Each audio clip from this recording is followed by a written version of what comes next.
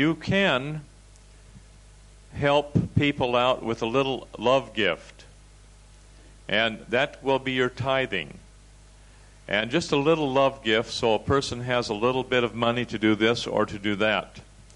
I have people because being the founder of Body Electronics, they've come to me and wanted to give me tithing. I've turned it down in every single case because I have more than I could possibly ever need, because to each month that comes by, our bills are finally met, sometimes just to the day. And the thing is, we have exactly what we need, and we have no more than what we need. And I don't want people doing any tithing to me personally, because we just don't need it. There are other people out there who are in need, who can benefit greatly from your very quiet help and aid without a whole lot of fanfare. And this will be your decision, and I appreciate the question, Lynn. But this will be your decision on how you can go out here and help somebody, and then put a little note in there, typewritten so they can't trace it, and say, now you help the people who come to you in the same manner that you have been helped. And then it spreads outward. And after a while, you have a whole city helping one another. Just by the actions of one person, they can change a whole city. I hope this helps. But this is my concept of tithing. Give your time. Tithe your time. Tithe your income. But be of service to mankind, and that should be the underlying motivation, where there is absolutely no strings attached of any kind. I don't know the English name of the sickness when people are starting to shaking hands and... Parkinson? Yes. What can be done in that case? What's the best? Every condition goes back in reverse order to how it formed. You just get them on the program, get them on point holding, and everybody will heal in reverse order to how the conditions came. Even your Parkinson's disease. Pardon? Of course it's possible. Yes, it's possible.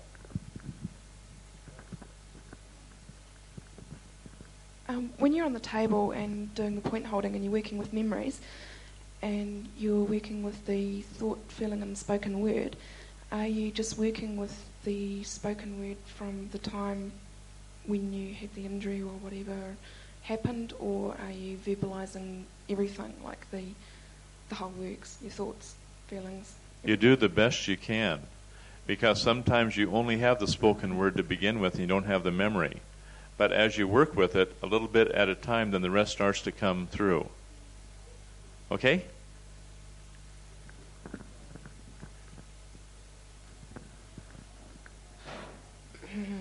With the questions about tithing has brought on other things as well. There is a phenomena growing now in Tanzania which is really disturbing. It was not there when the country was really in a bad state financially. But now, in the 90s, when there was like open trade or whatever thing they call it, the free trade, there is a problem with street children, which was not a known phenomena in Africa because of the extended family. This has nothing to do with AIDS, but it has been very difficult to do anything about it. And there is something going on which is not understandable. I do not know what this phenomena is and how it can be handled, or do you have any advice or anything about that? We're talking now about street children, not orphans, not beggars. This is a major, major problem. We are going to see in the future more death than any one person can possibly handle. And I don't know how we're going to be able to handle this as it progresses. You talk about Tanzania, where according to what I understand, they're about in the hospitals, when people go in to the hospitals for a regular checkup for whatever, 40% of the people that go in there have AIDS. Now, we have maybe a 2-year life expectancy, maybe. Some say 15, but in reality, people are dying off like flies in some areas of Africa, from the reports that I've had from nurses from Mali, from Central Africa, and so on. And we're having some serious things happening where whole villages are being decimated. There's going to be homeless children. And there's no way that any one organization can take care of them. It's a situation here which is becoming quite alarming. I don't have a personal answer for that, Esther. It'll have to be done where people gather together as individuals and take care of the children in their own neighborhoods, in their own areas. I don't know of any other way around it. And I just see a plague of this coming upon us to where it's just more than people can handle. I think that the thing about it is, Esther, is that one person or even a group of people isn't going to be enough to handle such a large problem. But if you feel moved to do something, which I know you have, you just do what you can, and you'd be happy with the amount of help that you can provide. You'd be grateful for the amount of service that you can give to the few that you can get to, and don't resist too much the fact that you can't help them all, or that you can't solve the whole situation. Just be grateful to be able to help even one child. The best thing to do is to go internally and find out what are the karmic consequences of all this. And is our responsibility to lose ourselves in service which is minimal at best? Or are we to continue to help those people who can be helped to where they can be guided to a spiritual understanding of their lives? Now, I don't have an answer for that. But I think each one of us will have a different purpose in life. We'll have a different path that we have to follow, which will be uniquely ours. And some will be helping the sick and the destitute. Others will be helping the homeless children. Someone else will be helping the dead and dying, and we'll all have a place somewhere. And the question is, where is the place that is distinctly ours? Where can we serve the best? And only our internal prayers will give us that answer. After all, even Jesus made the statement that there will be poor always. If you go back in the Gospels, he made the statement that there will always be poor, meaning that there were certain people that you just really couldn't do anything for. And if you look carefully at his life there, he really seemed to primarily work with the people that could be worked with. He seemed to focus his attention on the people that were able to receive his message rather than trying to help every last person that was maybe not capable of receiving it. So there's a real fine line here, and as John is saying, I think each one of us has to sort of very prayerfully determine where we can best be of service. And for one person it might be with street children, for somebody else it might be a whole different niche that you'd fit into, and we all have to, as John said, individually determine that. Now, I'd like to take a few minutes and hit some other questions that people have asked me to talk about. One is, if you're going to become a practitioner in body electronics, how are you going to make a living? Now, this is a difficult question because you have to take a look at the person's background and training. We have some people who are colon therapists, and they make their money doing a service of colon therapy, and they have point holding, say, twice a week, and that is what you would call a labor of love, and this is their tithing that they give. Because they give their time, they give their expertise to help people get better, and so they have no charge for their body electronics. We have other people who sell supplements, and they make their living selling supplements where they have a fair markup price, no rip-off. And they make their money from that, and then maybe twice, maybe 3 times a week, I know of some cases, where the people have, again, their labor of love, which they consider to be their tithing, where they have point holding freely given to those people who will receive it and prepare themselves for that point holding. And the point holding is a labor of love. In the Cook Islands, this is how we conduct ourselves. We have about maybe 4 point holdings a week, and 3 to 4 point holdings a week. John will remember coming over, and we have these point holdings. And that's a labor of love. That is a labor of love for the local people. Now, some of the local people, they're rich in land, and they can grow their own food, but they don't have enough money to buy a pair of shoes.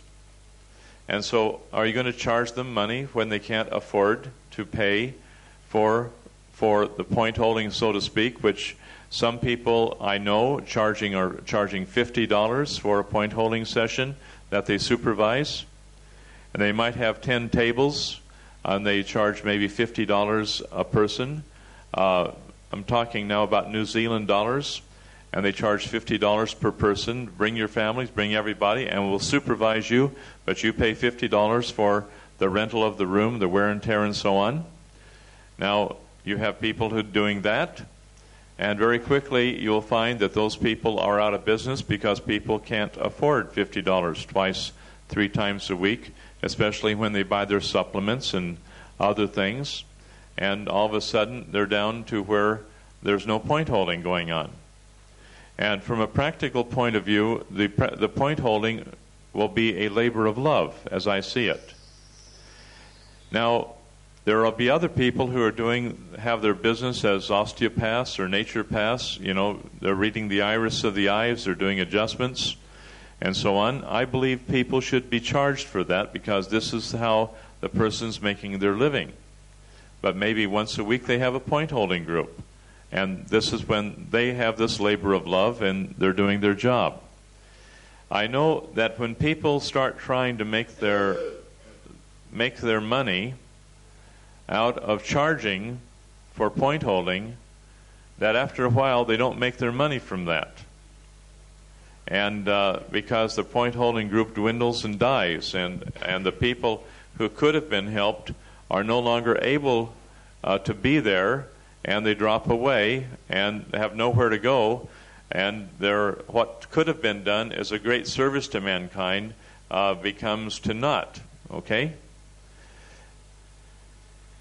Now, sometimes your point holding groups become quite social, and a little bit of biscuits and a little bit of tea is served afterwards, or sometimes coconut juice or whatever, and it becomes a social gathering. Why not? I see no problem with that after the point holding is complete. But when you're talking about how to make lemon meringue pie, and I want to thank Jan for her due consideration of my creature desires sometimes. But here we have people, when they're talking about lemon meringue pie during the point holding, this is out of place because the point holding should be there to help to uncover the suppressed thought, feeling, and spoken words out of the crystals that are being dissolved by the point holding. Okay, this is going to work different ways. You will find that when you have a labor of love, your point holding groups will grow. You will find that when you start charging and trying to make a living off of people for the point holding group, suddenly those groups start crumbling and falling. Sometimes you have to pay for a hall, and some people have a minimum charge of maybe $5 per evening for a point holding to help to pay for the expenses of the rental of the hall to accommodate the number of people that are there. That's fair enough. I see no problem there. But I do know that some people do not have the funds. This is what we see in New Zealand. This is what we see in the Cook Islands, where some people have charged $50 a night just for the point holding. It's here in Australia, down in Nerang. We've had people charging $50 a day just for coming in and having their points held and supervised. And I have personally looked at that, and from what I can see, that's not happening anymore because people can't afford to do that at times. And so the point holding groups that could have been successful have dropped completely away. So my suggestion is, and I think this is a wise thing to do, is don't burn your bridges. Keep your job where you have a good income coming in, and be grateful for that job and maintain that job with dignity. And then on weekends and evenings when you have time to start with, then you'll have time to read the eyeballs of a person, get yourself grounded with point holding and point holding groups, and be of service in this way. And you'll find that after a while, many people will come to you for your iris readings and for a program and possibly supplementations that you might want to carry. And you can make a living this way. And after a while, your, shall we say, the work that is demanding upon you from helping people becomes far greater than the job that you're working at. And you finally resign your job and spend full time in instruction of body electronics, full time in seminars, full time in iris readings. You'll probably have a little iris camera, and you can get a very, very good iris camera that is made by a man by the name of David Holden over in New Zealand. It's a good iris camera from every report I have found. And if you can contact Graham Clare over in New Zealand, who I believe is a distributor for David Holden on the camera, you can get that through Body Electronics at a very reasonable price. And so those of you who need an iridology camera, contact Graham Clare in Auckland. You all have his address.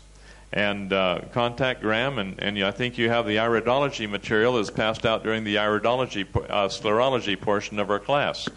Every one of you should have an iris camera available to take care of your people. And that way you can check and take pictures from time to time, make a small profit which will help to sustain you along with your iridology readings and your full-time job until you can get trained sufficiently to do colonic therapy or massage therapy or other things which will then sustain you. You may want to even spend 3 or 4 years in naturopathic study and become a naturopath or an osteopath. So these are just things to consider, and you're going to have to look at the direction that you want to go. Doug. On this whole issue, I think one of the things we all have to look at is we have to figure out what we're comfortable doing and what we're not comfortable doing, and we have to be able to look at it from the viewpoint of the other people involved. In my experience over the years, I think it's fairly difficult to make a living in body electronics without traveling. I mean, it might be possible. I mean, there's a few people that have done it at least for short periods of time. But I've always, and again, I invite all of you to look at this yourself and come to your own conclusions, because what might be right for one person might not be right for another. But I've always had a real hard time with the concept of charging money for point holding. And like, for example, with point holding groups, I personally have never felt comfortable charging for that, other than, maybe a few dollars. If there's some expenses incurred, like you have to rent a hall, well, you make sure you get everybody to chip in $3 or $4 or whatever it takes to cover the hall. But I personally have always been very uncomfortable with charging for a point holding group. For me, it's never felt right, and I don't criticize anybody else who chooses to charge for it. I'm just saying you have to look at it also as to what feels right to you. I get a lot in the United States being such a big country.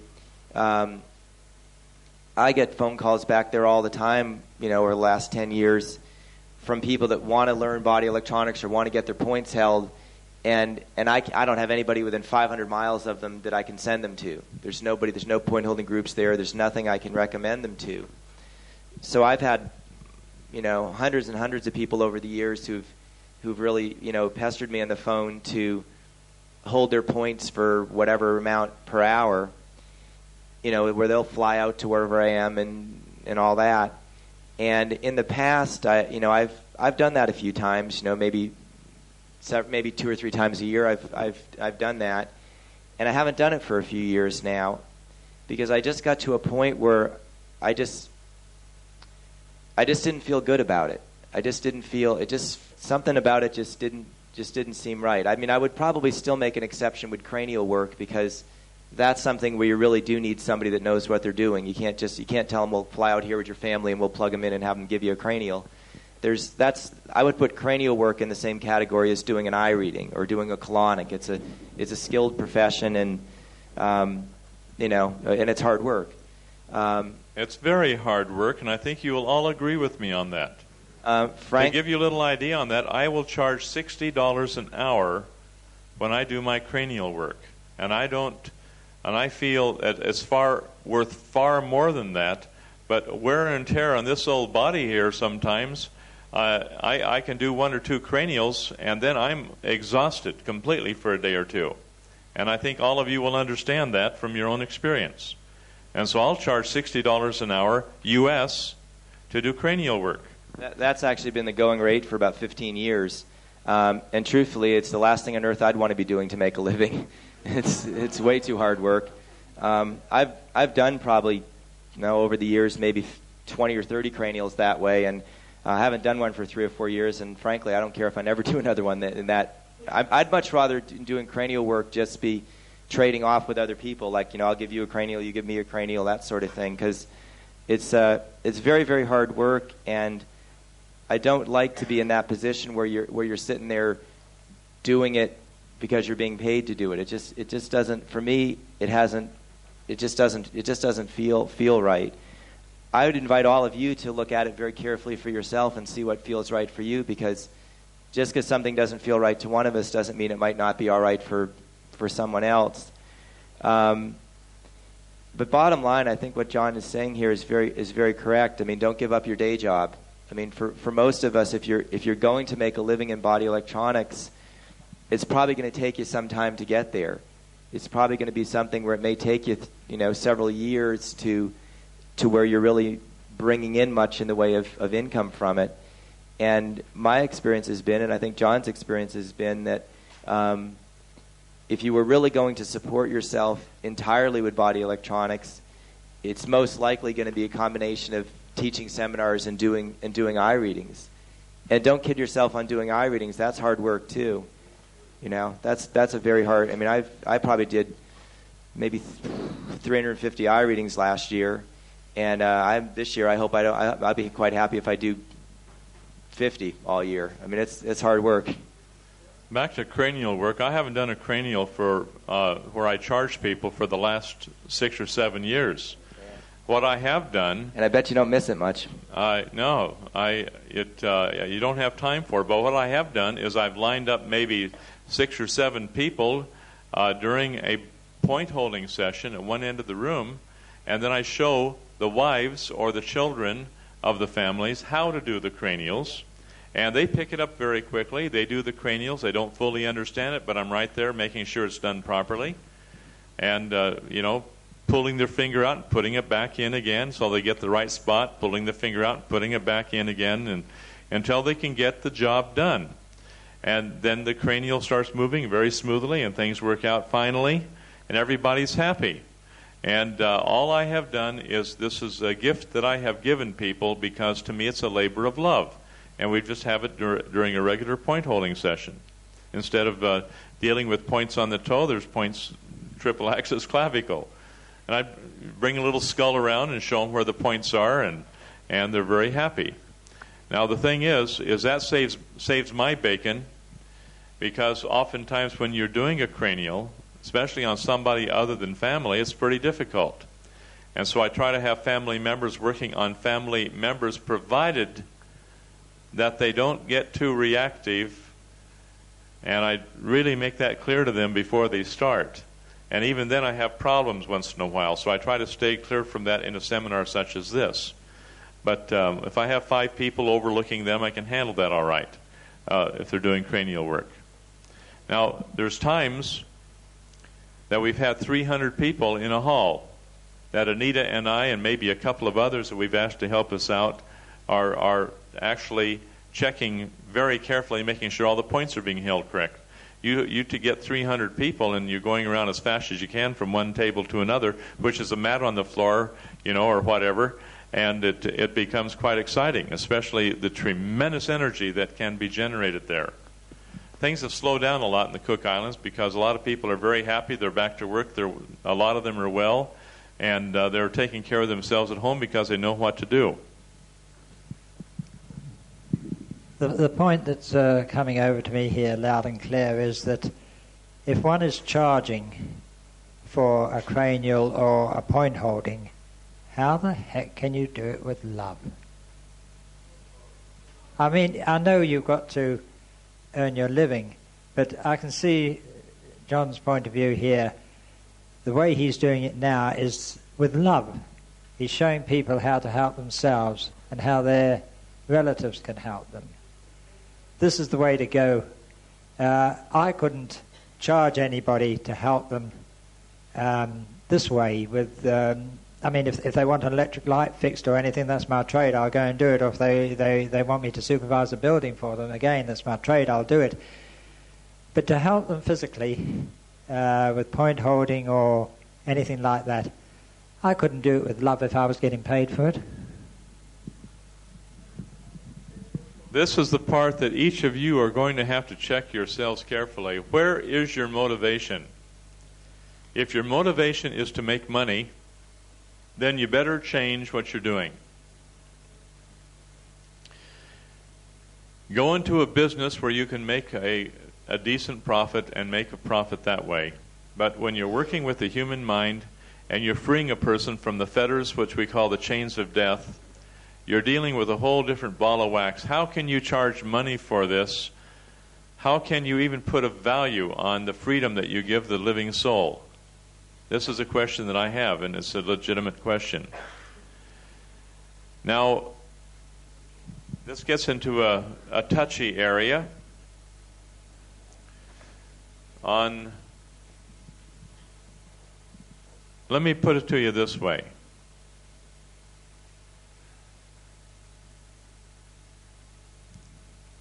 If you understand the overall flow of life, usually the obedient child will understand the principles of obedience to parents and will become a very good mother and father because they'll understand, because they themselves were obedient children to their parents. If you take a private, and a private is obedient to his superiors, and he goes up the ranks, he knows how hard it is to gain the understanding of obedience. So when he becomes a general, even though he may be a very firm general, he will understand the weaknesses of the human race because he was part of it, and he overcame it through obedience and discipline. Now, this concept here is very, very similar, is that we should never expect somebody else to do something that we haven't done and that we are doing ourselves, I know of people into body electronics who are trying to make money out of it, and they're manipulating everyone around, and they ask people to do things that they themselves would not even think of doing. To me, this is the wrong attitude. That person who will give the greatest service to mankind will be the servant of mankind. Not their manipulator, not their captivator, not their general, so to speak, but the person who will be there to serve, to clean up the snot, to clean up the rear ends that are oozing type of things. And, you have all kinds of problems going on. And there are a lot of people who are not willing to do that. And those people should think twice about being into body electronics. Case in point, one lady, very talented, very intelligent, very forceful lady, tells her people when she looks at their eyeballs and puts them on a program and charges them $100 for a body electronic session. She tells them point blank, now don't you call me before 8 o'clock in the morning, or don't call me after 5 o'clock in the afternoon. If you remember Donna Hesse, before she left, Donna said, as far as support groups are concerned, you be there for the people. And that is almost an obligation that we have, to be there for each other, to be there when a person goes through a healing crisis. How can you control when that healing crisis is going to come about that the person doesn't understand what's happening in themselves? And so, consequently, you are there at 3 o'clock in the morning for a person. You'll be there at midnight for the person. You'll be there on weekends for the person. And you cannot tell people, I am not available. And when the answering service puts something on your answering service, then my golly, the person is in pain and problems in that area. Give that person a call, return their call, and be of help to them.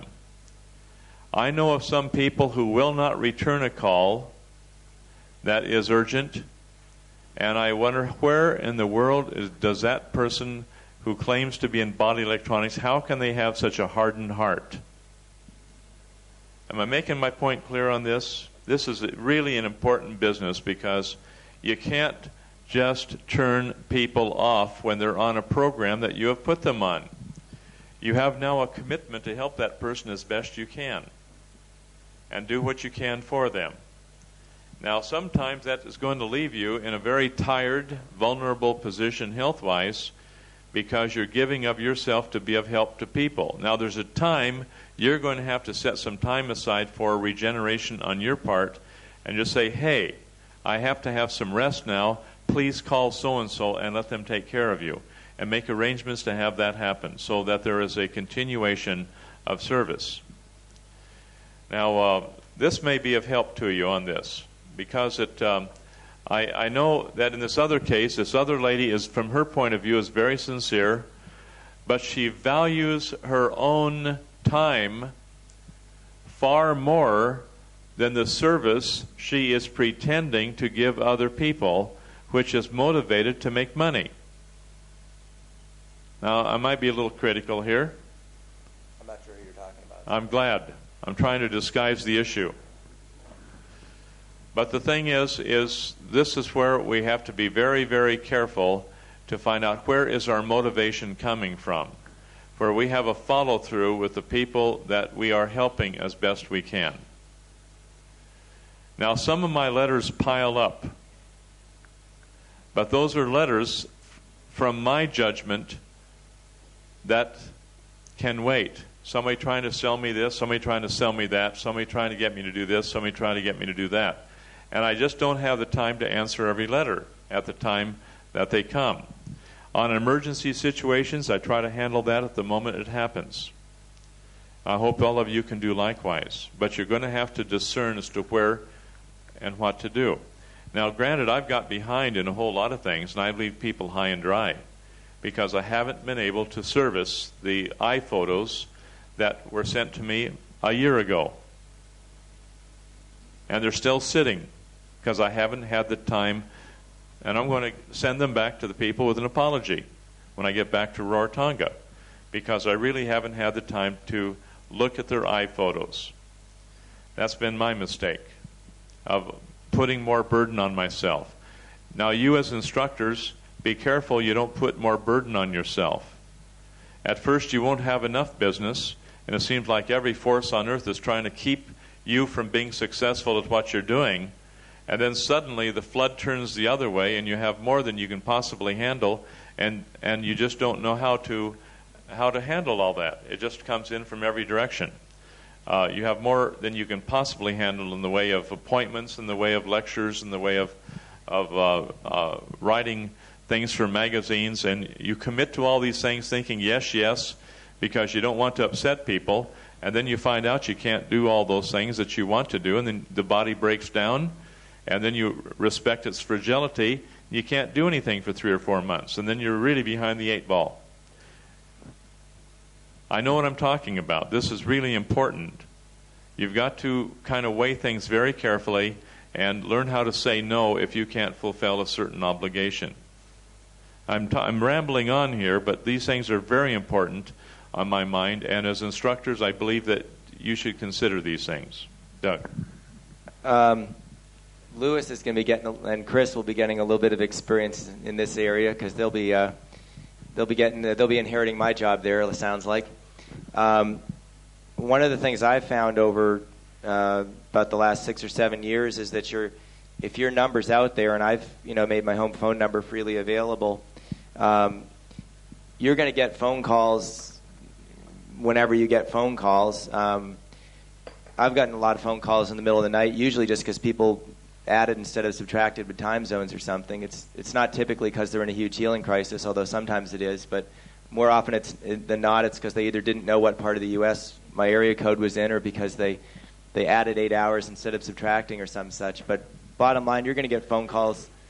You're going to get phone calls when you get phone calls. You're going to get phone calls in the middle of dinner. You're going to get phone calls when you're heading out the door. You're going to get phone calls when you're still asleep. And the thing about it is that if your desire is to be of service first and foremost, you do your best to handle those phone calls when you can.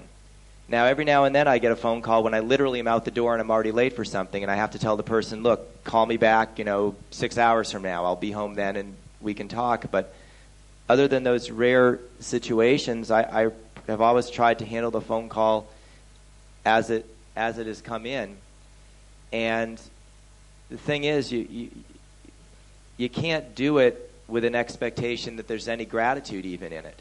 I mean, if you go into it with the expectation that people are going to actually thank you or actually whatever, I think you'll find, my experience has been, I think you'll be very sorely disappointed. People are in pain. They want to be out of pain, and as soon as they're out of pain, they have forgotten about you. Yeah. My experience, and this is just a little tip here, Lewis, is don't get hung up on gratitude, because you probably won't get a whole lot of it. You'll probably get the least gratitude from the people you help the most. Actually, it's been my experience over the years. You get a lot of recognition because when people are pooping, with a lot of cleansing diarrhea, your face will be there throwing darts at. So that's the recognition you're going to get. To me, this all kind of ties in with the concept of tithing that John brought up earlier, because I feel like this is a big form of tithing. This is a big opportunity for tithing for all of us, really, because you can. I mean, if you're out there running a point holding group and you're putting in your time and your talents and the amount of time and money that you've invested just to be in a position where you can be of service, to me that's a form of tithing. Maybe you're in the business of doing eye readings, and you come across circumstances every now and again where you do an eye reading and you don't charge for it because you realize that for that person, they're really, it's not that they're not willing to pay, but they're really better off just putting that money into supplements or into something else, and so that's a form of tithing. Or you take eye photos and you charge half price for the kitchen crew or something. That's a form of tithing. I'm just saying there's a lot of little ways that you can put back, and it's not always writing a check to somebody. A lot of times it's just spending an hour with somebody on the phone that you don't know and explaining the program to them. So just think about that as well.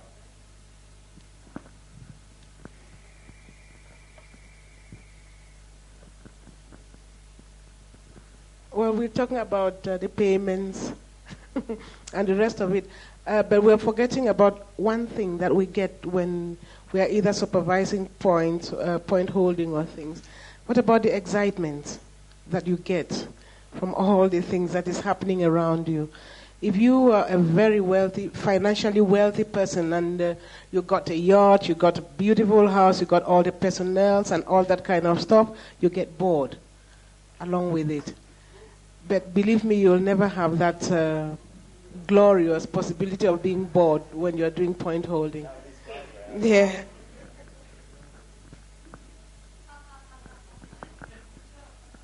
Go ahead, sir. I was just going to say, with these flies buzzing around, I never get bored. If you sit still long enough, you get bored.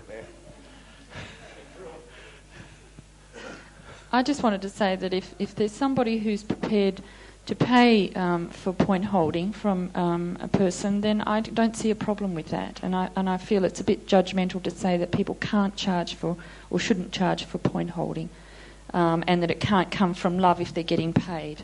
That was just my point, because for me, I've had the experience, and I'm very, very happy. Thank you very much, Lynn. The statement that I made on the subject, Lynn, was simply that I no longer felt comfortable with it. And I made the statement that that's something that I think everyone here has to decide for themselves. When Duncan made the statement that he didn't feel it was possible to do it with love if you were charging money, I didn't happen to agree with that statement. I just haven't had a chance to address that.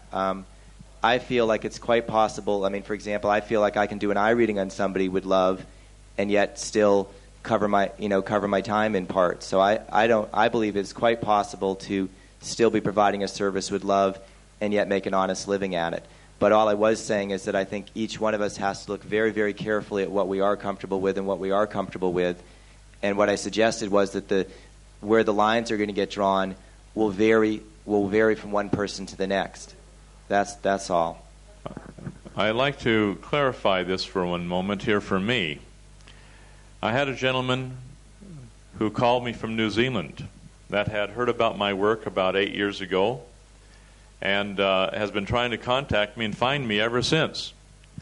And at that time, about 8 years ago, we were down in Christchurch, and the fellow at that time had an injury to his shoulder, and he couldn't find anyone who could help him. Well, he came up to New Zealand, from New Zealand to the Cook Islands, and he absolutely insisted. He says, look, I have the money to take care of this. I want to buy your time. Well, at that time, I was not able to have the money for my rent. And I told him, normally I do not charge for point holding, but I will supervise the point holding.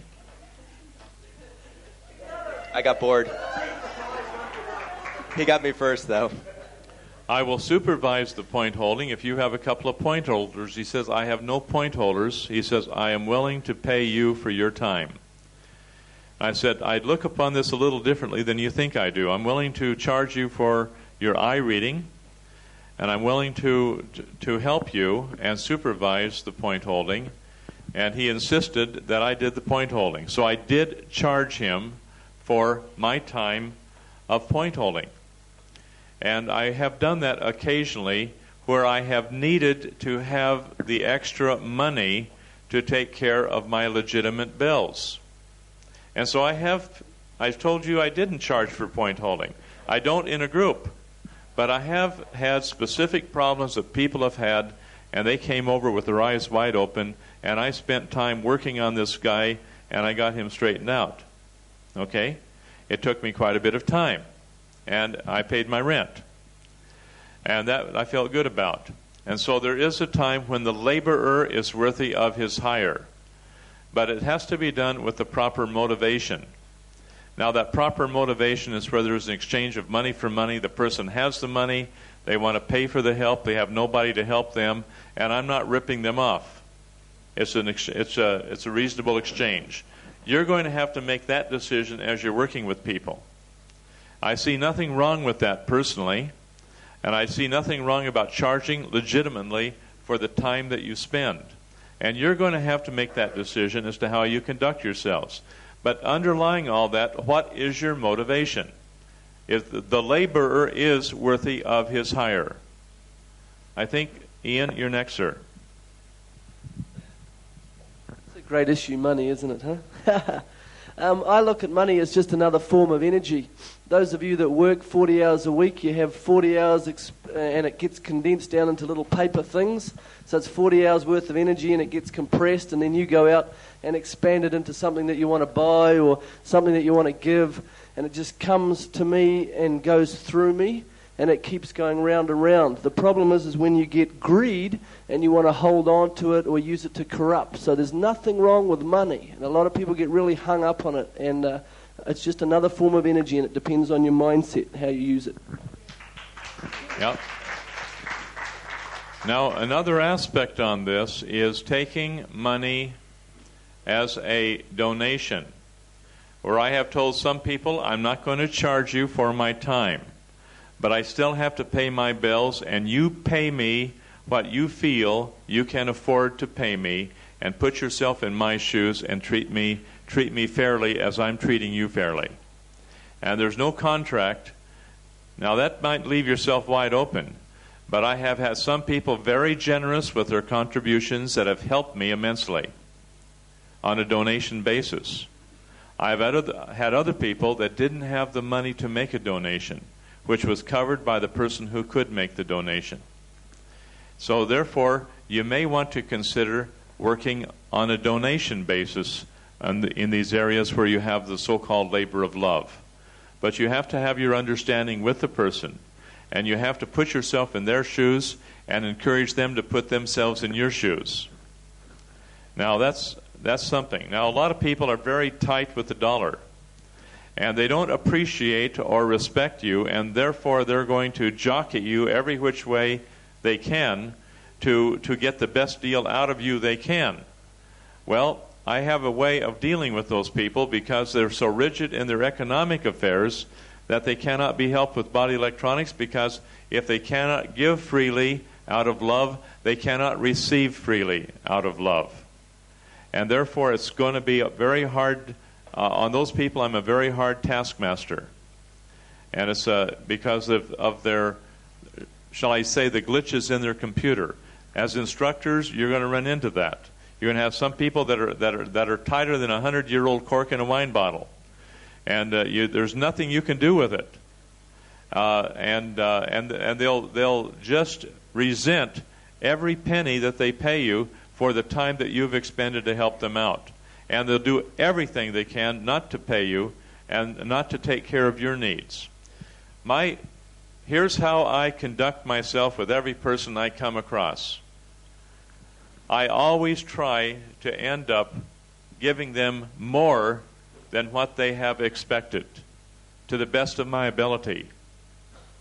And this is how I put myself in their shoes, and I try to look at this, and this is how instructors you should do, in my estimation. You put yourself in that person's shoes and treat them how you yourself would want to be treated. And always make sure that you take care of the other person to the best of your knowledge and the best of your ability, due to the circumstances and conditions in which you find yourself. On that subject of trying to give people more than they expect, what I've charged for eye readings, which is what John has been charging for years in the U.S., was $35 U.S., which is like 50 Australian, 55 New Zealand, in that ballpark. And that's really been the price for probably 15 years. It's been a long time. And I've felt with eye readings that I'd rather be in the position where people were saying you don't charge enough consistently than be in the position where people are complaining, whether to me or whether behind my back, that it's too much of a cost. And I've sort of felt like as long as I can cover the expenses that I have, which are often fairly considerable with the travel, I've always felt that I'd rather be in a position where people were saying that to me, like, oh, you should charge more. You should charge more. I mean, other people are charging more. I found last year doing eye readings about a year ago down in Melbourne and Adelaide, I found that we were charging $50. John and I were stunned to discover that there were people that had just taken this course that were charging twice that for eye readings. And once I got over my shock on that, I actually kind of felt sort of good about it. I mean, I felt like I said, well, gee, if that's how it is, then I guess we're definitely going to be giving people more than they expect. But on that whole notion, that's another reason why I generally don't like to hold points for money, because my experience has been this: you get a phone call from somebody 1,000 miles away, they've got some serious illness, they want you to come hold their hold their points. They want to fly there. That person tends to have, because you're the so-called expert, that person tends to have really, really, really high expectations. Like they think they're going to fly up to your house for the weekend and get their points held a couple of times and not have cancer anymore, or not have multiple sclerosis anymore, or not have whatever they have anymore. And so my experience has been that they tend to have very, very high expectations, and they tend to be putting the majority of the responsibility outside of themselves on you. And to me, that's a recipe for disaster in most cases, in the sense that they're probably not going to get a lot of results, and they're probably going to be very disappointed with you. And even though it was their idea, even though they pestered you and pestered you and pestered you, and you did everything you could to drive them away and tell them to go to a seminar instead, bottom line is, in the end, they're often going to be left with a bad taste in their mouth, and you're going to feel like you really pretty much just wasted your time, regardless of whatever you may have been paid for it. And that's one of the reasons why I've, over the years, tended to do less and less point holding, to the point where I haven't done any for money in, I don't know, a couple of years. There's just one thing I'd like to add to what I said before. I was talking about my own personal experiences when I said that I don't feel happy taking money for helping people. But then I'm in a position where I'm retired and I'm on a pension. So, if anybody that's got to earn a living, there's no comparison. They've got to have their time paid for. I mean, I've got no argument with my doctor. That's his living. He's making a good living, but he's put in a hell of a lot of time and a lot of money to get the qualifications he's got. I've no grits about that. The only thing is that, as I say, with Marie and myself, since we've been into Reiki and now into electronics, if anybody wants to give us a donation, we'll take it, and it'll go somewhere where it'll do good. If it's to pay our bills because we're a bit hard up that week, it's doing good. Or if it's, to help somebody else out, it's the same difference. So I didn't really make myself very clear. I'm afraid I got a little bit emotional when I was on this thing before. But I think what John has just said, the way he operates, is clarified things much better than what I did. And I thank you for that. Thank you, sir. Now, Esther, have we answered your questions on economics of body electronics? Okay. Now, is there any clarification that we need to go through on this? I think we've covered that from a multitude of aspects. Anybody? Any questions? Anywhere? Comments? Now, the last part on this, I must say, each person must be true to their heart. And when you find out that if you're true to your heart, and you find out that everyone has left you alone and you're sitting out there doing nothing, you may have to re-examine your motivations.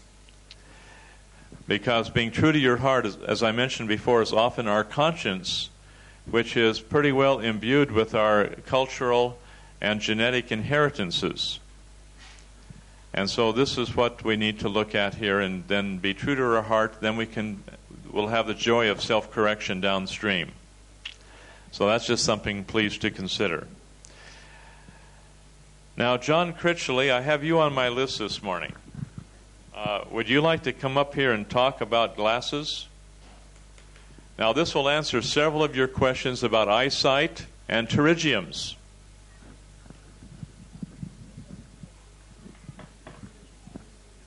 Thanks, John. Good morning, everyone. This is when I was speaking yesterday about little things that happen on the way through that you don't tend to notice because you've got your mind fixed on the major problem. Being on the program, I think about 12 months, I'm not sure now exact time, but I've used reading glasses for the last 15 or so years. And then one Sunday morning I came home and sat down and I'm merrily reading the Sunday papers, and I discovered I never had my glasses on, which was pretty good. And just before Christmas, I've had those same glasses now before I started Body Electronics. And I think about early December I had to get some new ones. I broke the old ones. So I went to the optometrist, and the young lady there was quite astounded because I need glasses of 2 strengths weaker than I did the last prescription, and the pterygium that was in my eye is no longer there. And that's just from being on the program. I've never had my eye points held as such. I think it was just from the program. Thank you. Thank you very much, John. Now, some of you have said, well, how can the pterygiums go away, And here's a man that's done it in about 12 months' time. I usually tell people it takes a little longer than that, John. But in yours it's been less than 12 months. And I think that's a very good situation. Okay, Louis Frick, we want an update, if we can, on you. And Chris, we'd like an update on you. So if you could come forward and talk to us. She got that deer in the headlights look as soon as you said her name. Now, we have to understand that Louis has had a long ways to come with his problems, and Chris has had a long ways to come with her problems. But I'd like to have Chris, just to be very candid with all of you, bringing an update as to what's going on in her life.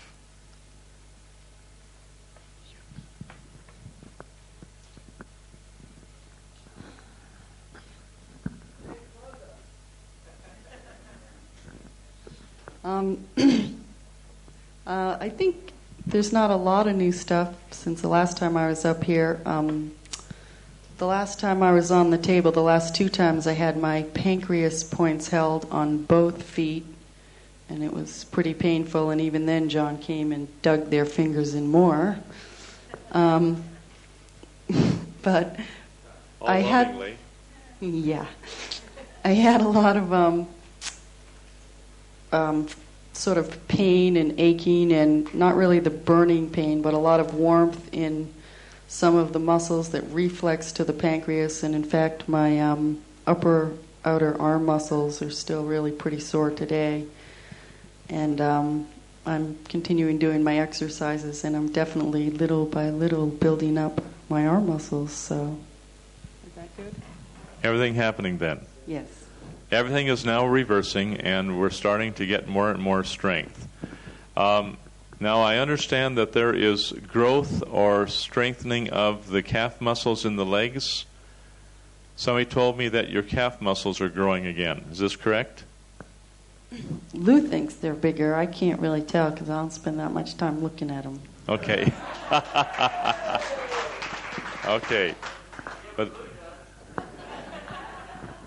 But the thing is, things are coming back in reverse order, and that is delightful. Thank you very much, Chris.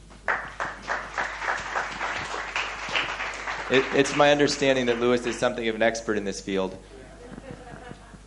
A leg man. Some people like calves. Some people like, goats. Or sheep if you're in New Zealand.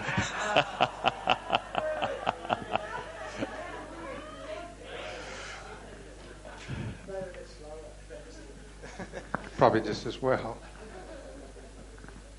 I'm not exactly sure for myself exactly how much has happened because I'm still trying to recuperate from the last few elbows Bob's given me, and John as well, and pretty few other people, Peter and so forth. So I don't know. It'll take me a little while, I think, to really tell what's happening. A lot of spinal calcifications have dissolved, and more the feeling is starting to move down in my back a little bit lower as it goes along. But I think for myself, like I say, it's going to take a little while to really to tell what's all been happening. Probably just have time to recuperate before I come over and see you in June. A step at a time. Yeah, no hurry. Vita says that we're trying to work him out of a job. By that time, he'll probably be managing a center that you've got established. Yeah, sounds good. Okay, thank you very much, sir.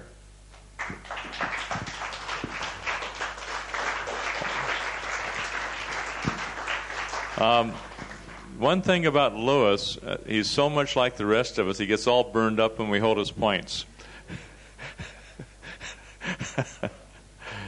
Okay.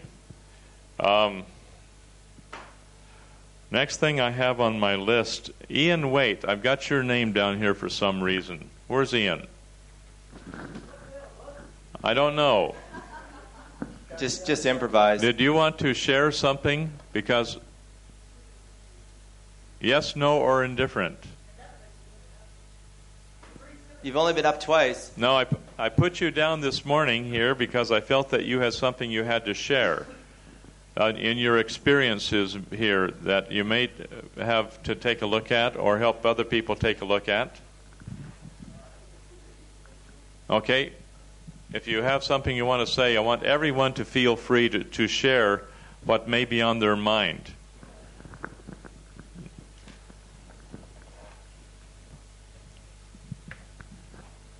I've got another interesting one. Obviously, the old cranial's still bubbling away nicely because last night, or early hours this morning, I had a really vivid dream in colour with a fair bit of emotion involved. And at the very end of this dream, it was a very clear, concise word pattern. And I woke up and I had a good think about it. I had a look at it, and it's definitely been a major factor in my life. And I can tell you, folks, dreaming about it's a lot better way to get a word pattern out in that bloody point hole.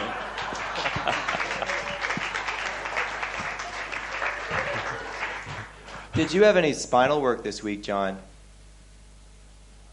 Does he look like he's standing straighter and taller than anybody else?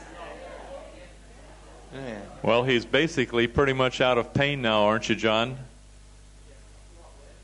A lot less. We've had some very good progress, and I'm grateful for that. Now, Duncan, I have your name down here. Did you want to share something about your understanding of point holding as related to Graham, as you worked on Graham yesterday?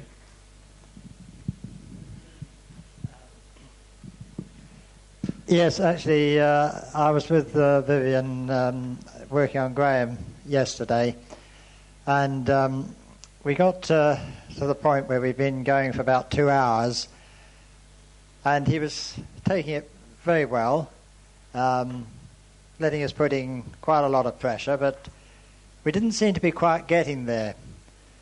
So I said to him, "Now look, we're going to really get stuck into you, but I want you to relax as we do it." So we really put the pressure on as hard as we could do, the two of us. Is that correct? We really got stuck in. And he started to squirm and, no, that's too much. I said, "Look, relax." I could see him. He was bunching up. His hands were gripping up. His legs were tightening up. His buttocks, his shoulders. And I said, "Look, relax into the pain." Now, I got this from Jenny when she did my points the day before, to relax into the pain itself. You don't have to lie there and scream your head off. If you can mentally relax yourself into the pain, and as soon as Graham got himself into that pain, bingo, it was gone. Now, we were holding 2 points on the calves, one each. There was more on the left side than there was on the right side. My side finished first. So Vivian was still on the other side. And she was there for about another 10 minutes. I said, "Look," "we're not getting anywhere with this." So I went up and I stood at Graham's head. I said, "Now, Vivian's going to really put the pressure on there, and I want you to relax." And as I saw any tight section on his neck or his shoulders, I just stroked him. I said, "Come on, this is all tight. Release that into the pain." Went down to his legs, did the same thing with that. As soon as I got him right released, and he released it all into the pain, bingo, away it went. We were finished within, 10 minutes? Quarter of an hour at the most. And Graham, how do you feel about that one last night? In hindsight, how are you this morning anyway?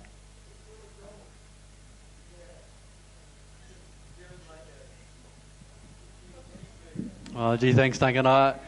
We have a lot of stories about how people have come here and they've had the damaged arms have been relieved and they've had terrible back pains relieved. And, well, I came here with perfectly good legs and today I couldn't really walk.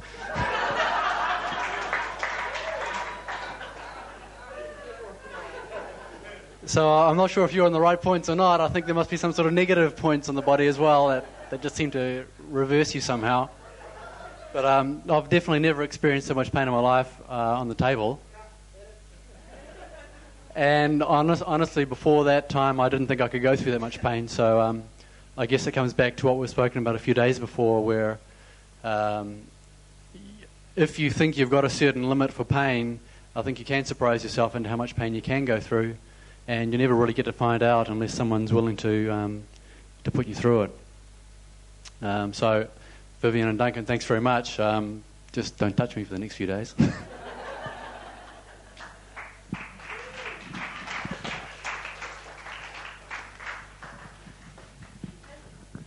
Whilst we're talking about relaxation, Kyle had his fist in my neck last night. And I know he did a breathing process earlier in the course, but I wasn't here for that. But I've got a bit of a lung problem, and when I deep breathe, I'm inclined to cough a lot, and that can be a bit inconvenient when you're being point held in your mouth and things like that. But Kyle taught me the process of taking my tongue up to my upper lip on the in-breath and down between my teeth and my lower lip on the out-breath. And I've got to tell you, I coughed twice in about 6 hours, and I thought that was really a working technique that really allowed me to let myself down. I thought I'd just emphasise that. Thank you.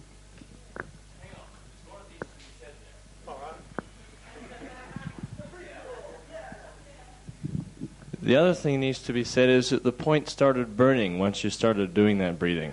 It was just numb before that. And that's happened many, many times with people.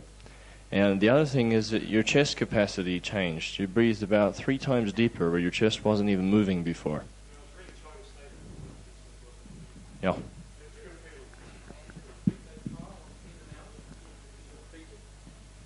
This is a technique that was taught to me by a man called Nicholas van Voorst. And it's basically just to amplify the depth of your breathing.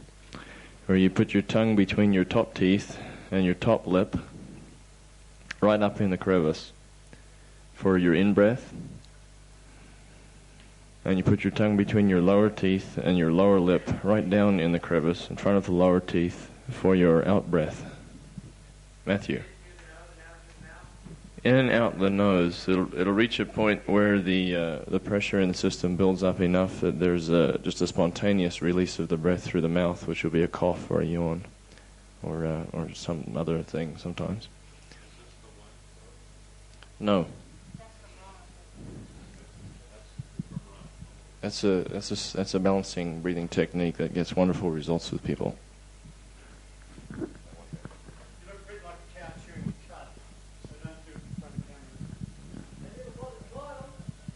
Thank you, Kyle. Ron. I'm sorry, I'm afraid to say this, but I have to say it. I was on the table yesterday, and like most Africans, we've always considered our social life to be what it is, and it has no consequence. If your father beats you, that's fine. He's beating you because you've done something wrong, and that's part of the growing up. So while I was on the table, I laid on the table, and Gary was trying to solve a problem with my trapped nerve. And accidentally, I think accidentally or done by the universe, he slipped into a little scar on my shin bone. And there I was at the age of 9 when I did something wrong. And my father called me into his bedroom, and I didn't know what it was for, and locked the door. So as soon as the door was locked, I knew there was something going to be very tough. So I dashed under his bed, and he caught my leg. While he was struggling to take me out, I got hold of the springs under the bed, so I couldn't move. And, well, of course, he wouldn't let go. So finally I had to surrender. So as that memory came and I saw myself with him, I was under that bed and everything. In fact, the leg burned. I've never had any burning to that extent. It burned to such an extent that I just stayed there. And finally, I think a phenomenon came up, which somebody gave a name for it, I don't know, ripple effect. But now I've been thinking about it since yesterday, and I said, oh my God, what a happy face we put about the discipline of our society. How people grow up, they obey the elders, they do everything, and they just like seem to forget anything. You don't try to hold on to whatever punishment you had or anything. So I said, oh, this is a lesson for me. So maybe deep inside me, there are millions and millions of situations where I still have to go through. I don't know whether just in this life or past lives, but wherever it comes from, the better. Now, it got to a point when really I got so exhausted that I could not concentrate on any memory. It was just laid there. I had no strength to do anything. And I called John over and I asked John, I said, as far as the shin bone is concerned, can you really say that the point is finished when there is no pain with pressure being applied on the shin bone? And he said to me, he said, when you resist too much, the pain will never disappear. Now, as soon as he said that, I said, oh my God, it's already 3 hours, and I thought I was going to be set free soon. So I'm in trouble. So I kept on and tried to work. Although I was just feeling the pain as if it was pressure. Whenever I tried to breathe in deeply and very deeply, the burning intensified. It kept on intensifying until it got to a point when I think I was so exhausted that I said to myself, I won't be able to get anything beneficial from this. Maybe there's still so much for me to do that it's better for me to assume now that it's no longer paining, that the whole point was finished, and maybe continue on it some other day. So I went home, and now here I am with all my shin bone and my muscles cramped up. So watch out. I've been thinking about it, and I said, oh, maybe this is the only thing that will force me in London to look for a point holding group as soon as possible. Thank you very much.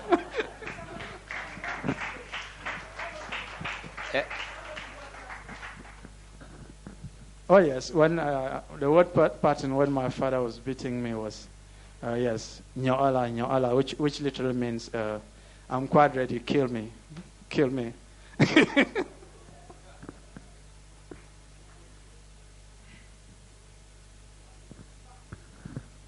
While we're on the subject of pain, memories and dualities, I thought I'd bring up a point which has been pertinent for me in some stages of the game with point holding, and a point that some other people have expressed to me that was valid for them.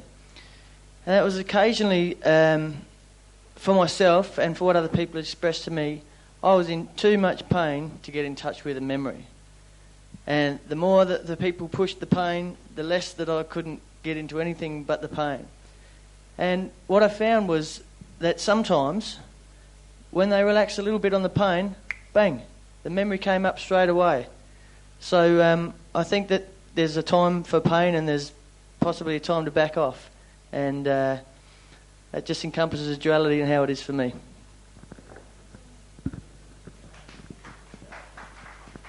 I think what happens sometimes is you think you're handling the pain, but you're not. I mean, this is what I found from my experience. Sometimes you really think you're right at your edge, and the reality is you passed your edge half an hour ago and you're just suppressing what you're getting. And that's the situation in which if they backed off a little bit, it might actually hurt more and you could get the memory. Because if you're in that mode where it's just being suppressed, you're not really getting anywhere. In other words, if pain's being inflicted. Sure. While I agree with that, I also think that sometimes the pain can suppress the memory.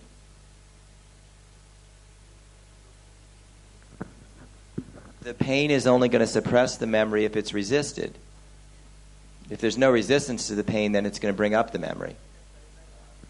But if it's more than you can handle, which means you're resisting it, that's why you need to back off. Yeah. That encompasses the duality for me, that if it's over the top of lovingly and willingly, in John's words, being able to accept, then yeah, you're suppressing the memory. So thanks very much for that. Right on.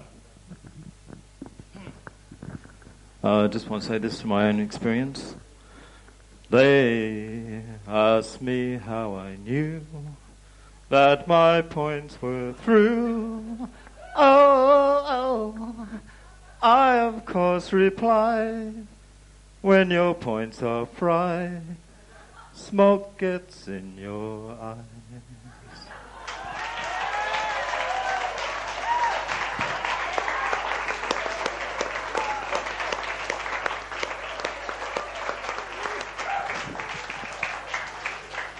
That came from a true Uranian traveler.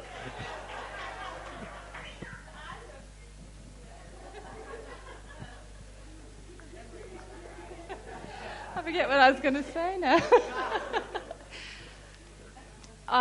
It just something when Brendan said that, it's sort of something I was going to get up and say. Well, first off, I want to say that last night John tricked me because he said to Doug, just have someone hold her back points. It'll take half an hour, and then she can have her palette done.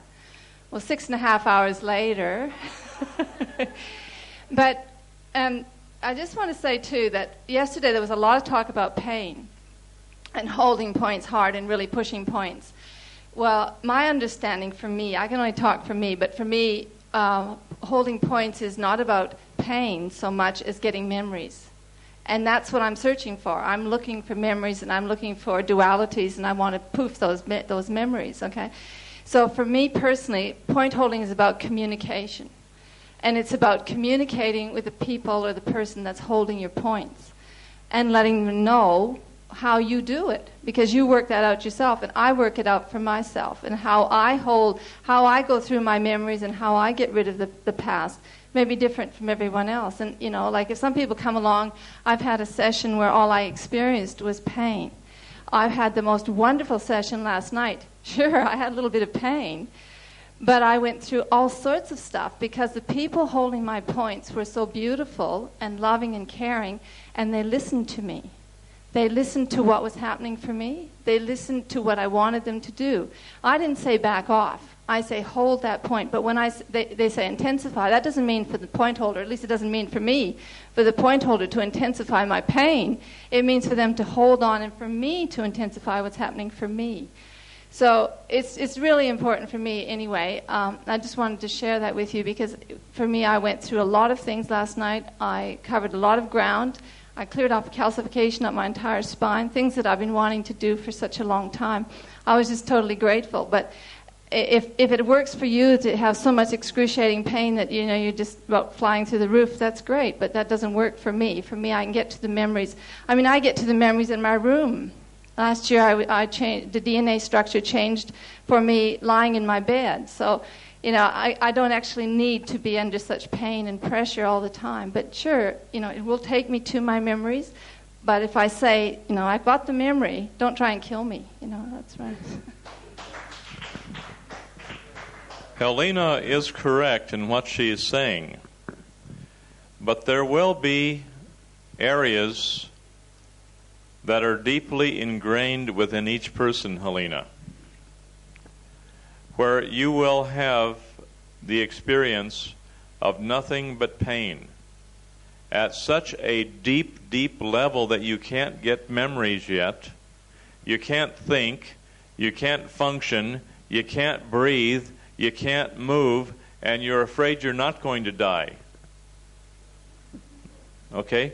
Now that is the type of pain that we have to reach sometimes, not all the time.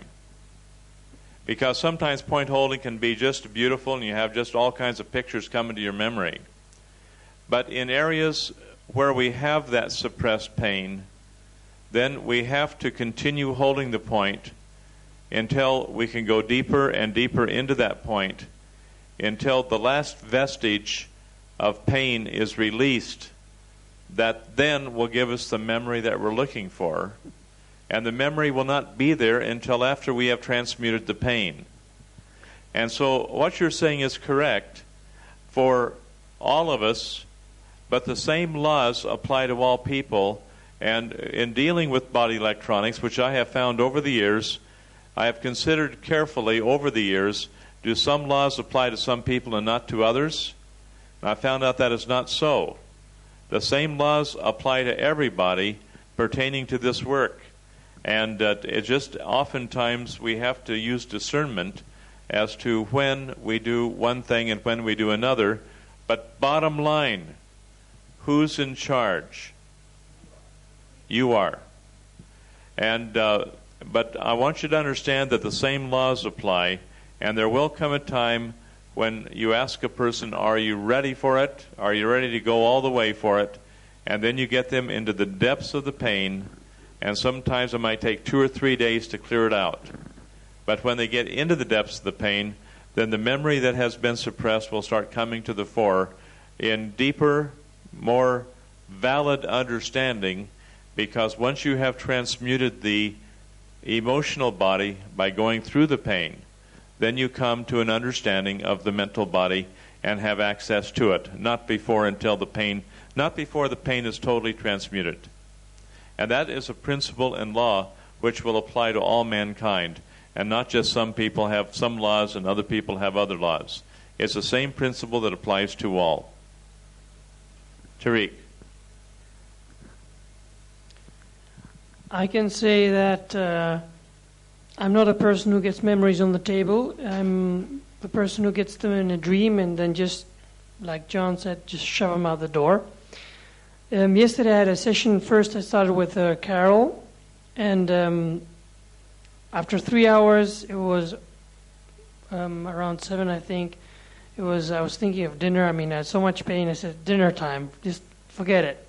People around me were going, just go for it, like Ian, Lewis, and the other people. And I said, no way. It was more than I could just lovingly handle. So we just stopped, and it was fine with me. I just told myself after dinner, going straight back in. So then I found another point holder, as Carol had to pack. That was Sid. And yesterday, for the first time, I cried on the table. And I'm very, very happy about that, because I've been wishing to this to happen, and it never happened to me till yesterday. Sid had a way of working. He knew exactly what to say, when. He knew exactly to give pressure, when not, and when to pull back a bit when I asked him to.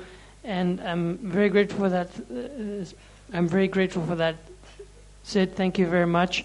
And especially Tana and the ladies were singing yesterday, and there was a good distraction because the pain was way too much that I just had to find a distraction. So I just started mumbling and singing around to just get through the pain. After having 3 hours yesterday again, my point is still not finished. I hope to get it done maybe in Byron Bay or whatever. And when the ladies finished singing yesterday, I asked Tana to play me one song. I think it's Richard Chamberlain. I don't know exactly who that was. I said it was Chopin, but I don't know who's what or whatever. And she played it for me, and while that happened, it just touched my heart, and I just started pouring, and I'm very grateful for that, Tana. Thank you very much. Bottom line, what I wanted to say is that the strange thing for me is I get the pain, I go through the pain, but no memory. So the memories, sometimes if I'm lucky, I get it in the dream or whatever, but sometimes it bothers me, like I hear people finding a word pattern in this and feeling better, and I go, why doesn't it happen to me? But I just accept the way everything's going with me, and God knows, we will see, maybe next year.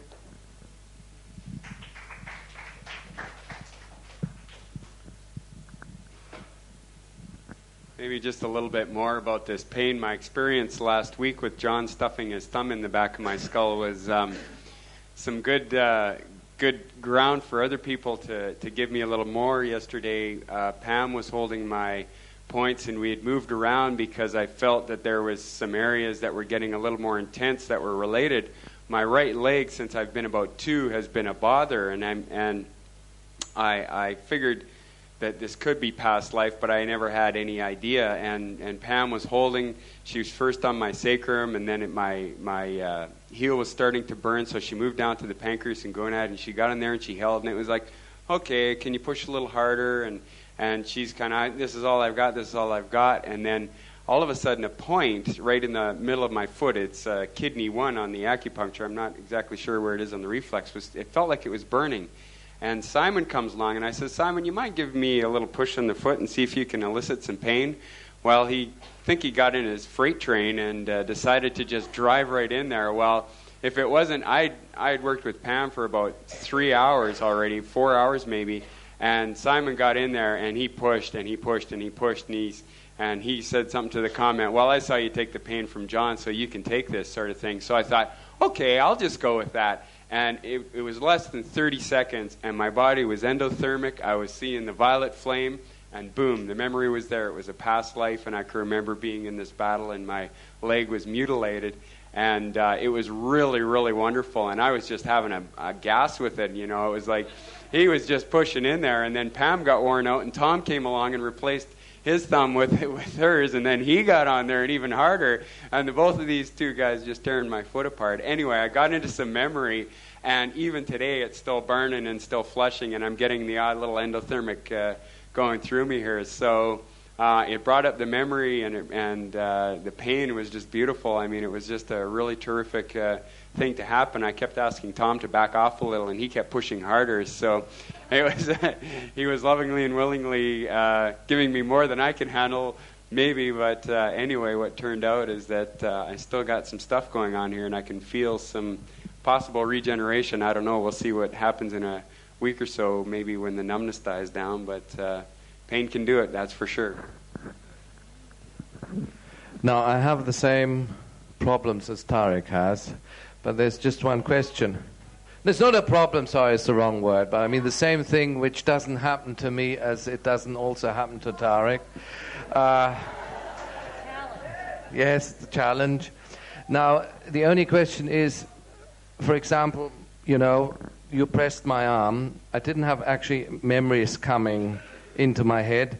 But I mean, I do remember that, of course, I've broken my arm. Should I just consciously go into that and think, well, I've broken my arm, and then project myself into that situation instead of waiting until the memories just sort of float by?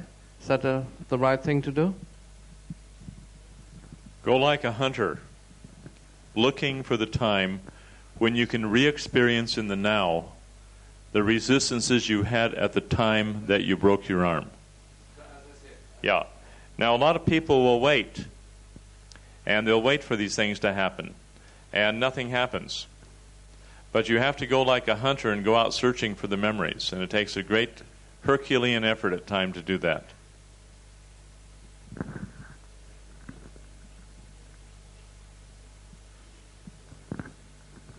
I'd just like to share some experiences I've had over the last few days with some different things. I started off, I was going to get a bit of work done on an elbow of mine. It was just, I presume, would be straightforward. And I'd ended it boxing. I'd chipped the inside of the joint. I'd done a bit of ligament damage, and I thought that was all there was to it. But what I'd forgotten was when I was a lot younger, I used to ride motorbikes, and I used to have a lot of accidents. And I mean, I had so many that my parents made me write out a will as soon as I was legally old enough. So I used to have quite a few. And this had slipped my mind till I got on the table. So that's probably just a bit of word of caution there. Be careful what you get yourselves into. Yeah. I've had a lot over the past few days, and it's probably hard for me to think of it all. Just the thing with the pain, like we've been talking about martial artists and things like that, how they can handle pain. I'd say that walking around watching people on the table here, looking at them, I was thinking, you know, these people can go through a lot more than I can, you know. I am very good at suppressing it, but you know, handling it's something else. You know, I can suppress it to the point where and something that might be quite traumatic, I can get no sensation at all. But going through things on the table is a bit different. Yeah. The pain thing, people talking about going through pain and not going through it. If your point holder won't let up, it's quite surprising what you can go through. You know, probably the biggest thing about going through the pain that I noticed, the hardest part of going through pain is not the pain itself, but the emotion that's with it. So, you guys might like to play with that, intensifying the emotion you have with the pain. Because when your enthusiasm's there, even though there's a lot of pain, it's not a problem, you know. So play with what's happening, and you know, yeah.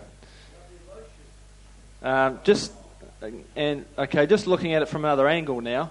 I was on the table on my elbow. Keith was on my elbow on Thursday afternoon, and I said to him with quite a bit of intent that this is the last time I'm going on the table.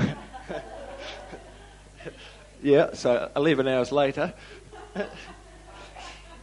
And then that night after I got off, I said to someone, I really don't like leaving things undone. So now, I've still got a bit more work to do there. So yeah, we definitely need to watch what we think now.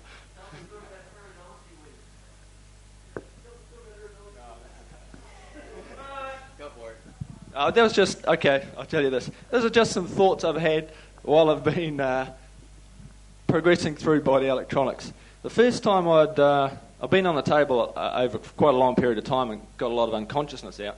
The first time I've been on the table and actually went through a lot of stuff, I was thinking to myself, what kind of hobby is this? I come here once a week, go through heaps of pain and emotion. In a few years' time, I'm going to better remember everything bad that's ever happened to me.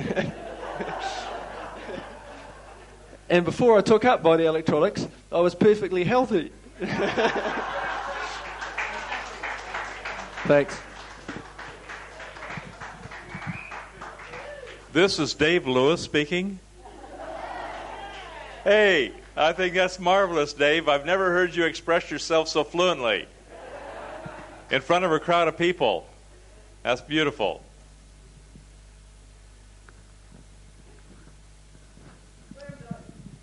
I was just thinking, while I was sitting there listening to all that, when Jenny, pardon me, when Jenny held my points the other night on my back, I didn't realise quite how long I'd had a crook back. But as she started in, I started to get memories.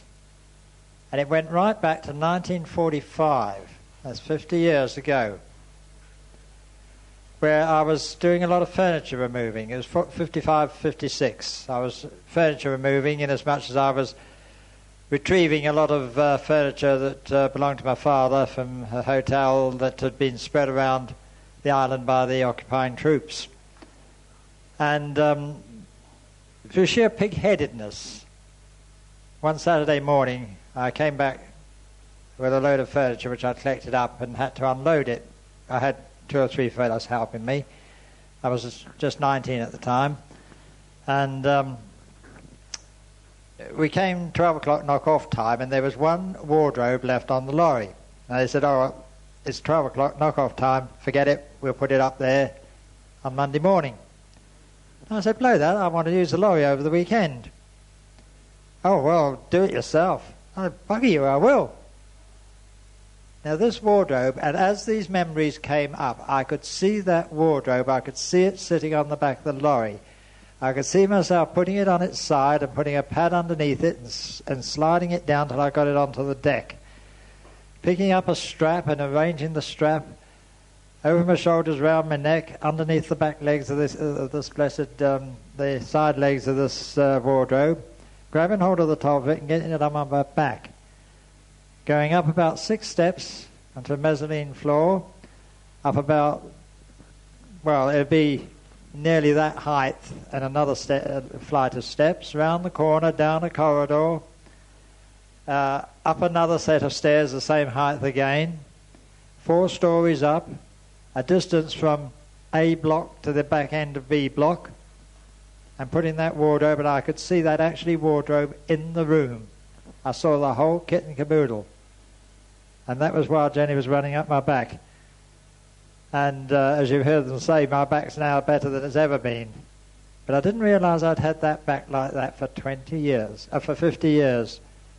But I've never had memories come back like that. I could actually see the actual wardrobe. It was an oak wardrobe with 2 doors, one on either side, and a mirror down the middle. And I could even see it in the room. I could describe the wallpaper in the room. I could tell you the colour of the carpet in the room. It was so vivid, as if I was just there doing it again. But the back's all right now, and I've visualised how I did it. Thank you, Duncan. Now, today, hopefully, we can answer one major question that we have had from a number of people, all hopefully in one fell swoop. And Doug, I'd like to give you the assignment here of talking about the time-space continuum warp again. We've covered it each time we've discussed it. We've discussed it in part. The intellectual aspect of it must be understood first before we can even be guided into the experiential part of it, which may be a year or two from now. But for now, I'd like to have Doug level with you as best as he knows how and express his understanding of the time-space continuum warp.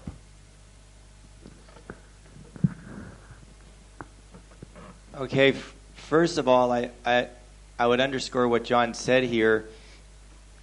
All we can really offer at this moment is an intellectual understanding of it. I know I'd heard John talk about it intermittently for about 4 years before I actually went through it. And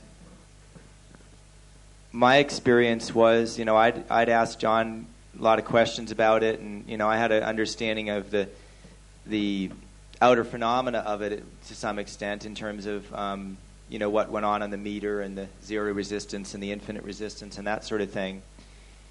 And I did my best to listen to how John described it. He talked about it a lot in the visualization and consciousness course, where about 15 of us were presumably headed in this direction. And one of the first things I would say is this: whenever we describe something in words, which of course is all we have to work with here, we're never really getting the experience itself. We're just getting a description of an experience. So we're already off a little ways, no matter which is fine. But that's how it is. And so one of the things that I would say is this: when when I went through the experience, I can tell you on the one hand that it was exactly as John had explained it to me. It was exactly as John had described it to me. Yet simultaneously, it was absolutely, completely different than I expected it to be. So it was exactly as it had been explained to me, exactly as it had been described to me, and yet absolutely nothing like what I expected it to be. So just kind of consider that to start with, because whatever words I use here, you're all going to hear them differently. You're all going to put your own pictures with them, your own feelings with them, your own expectations with them. So please understand that we're all going to see this quite differently here. Just to reiterate some of the basic outer phenomena that are involved here, you'll remember that when we're on the involutionary path, moving down from enthusiasm to fear and then from fear down to unconsciousness, you remember that there were 2 different alternatives from fear to unconsciousness. And the one that we're interested in is the pathway of one-pointed resistance here, which is a pathway where one refuses to give up and refuses to give in. This from fear down to unconsciousness would be an exothermic reaction, cancel that, would be a endothermic reaction, which would be going towards a state of increasing complexity and crystal formation in the body, this endothermic reaction, and it would be going towards a state of infinite resistance. So what's happened is as an individual, one has, through one's own resistance, through one's own refusal to give up or to give in, one has at one time passed through a state of infinite resistance in a given area, and then through an act of grace been, you could almost say reassigned, but one has reappeared again at a state of zero resistance and then sort of normalized out within new parameters. When John talks now, and that is a time-space continuum warp, it's a time-space continuum warp in the involutionary direction. Now, what John passed through 4 times back in 1961, and what I went through in 1989, and what there's been a couple other individuals who went through this, I believe, in the 1970s, has been the reverse of this. It's been a healing crisis, you could say, and it's been the reverse of going through infinity first and then back to zero. So what you'd experience on the meter if you were to go through this is you'll remember the male body has a typical resistance of around 12,500 ohms, and the female body has a typical resistance of about 5,000 ohms. Although in practice these will vary widely from one individual to the next because of different types of energy overlays. And also the measurable resistance in the body can fluctuate tremendously, just as one thinks different thoughts, feels different feelings, considers different memories. I mean, anybody that's ever worked with a galvanometer can tell you that. It's similar to a lie detector. But when Doug says that this meter fluctuates wildly, it fluctuates more rapidly than you could possibly ever consider it humanly possible to think that fast, because when you're getting into the basic word patterns and experiences that, shall we say, occlude the recognition of the time-space continuum warp, the meter virtually on the using the needle on the meter will go from 0 up to maybe 100,000 ohms back, just like this. This is faster than this. It just moves back very rapidly. And Anita was a witness to all this because she was one of 2 other witnesses that saw this happening to Doug. Now that is resistance where the whole body must be going through tremendous change at that point because of what's happening to the rapid change of resistance as just one major thought pattern is even being accessed. I didn't actually see the meter as this was happening because I was in the experience, but my understanding is that, see, what will happen when you go through the time-space continuum warp in this direction, of course, is that you'll first go down to 0 resistance in the meter. You'll go down to 0 ohms resistance, which would, of course, mean that you're actually a superconductor at that point, which from a physics standpoint is absurd, totally impossible, but it does happen. And then you'll actually reappear at infinite resistance.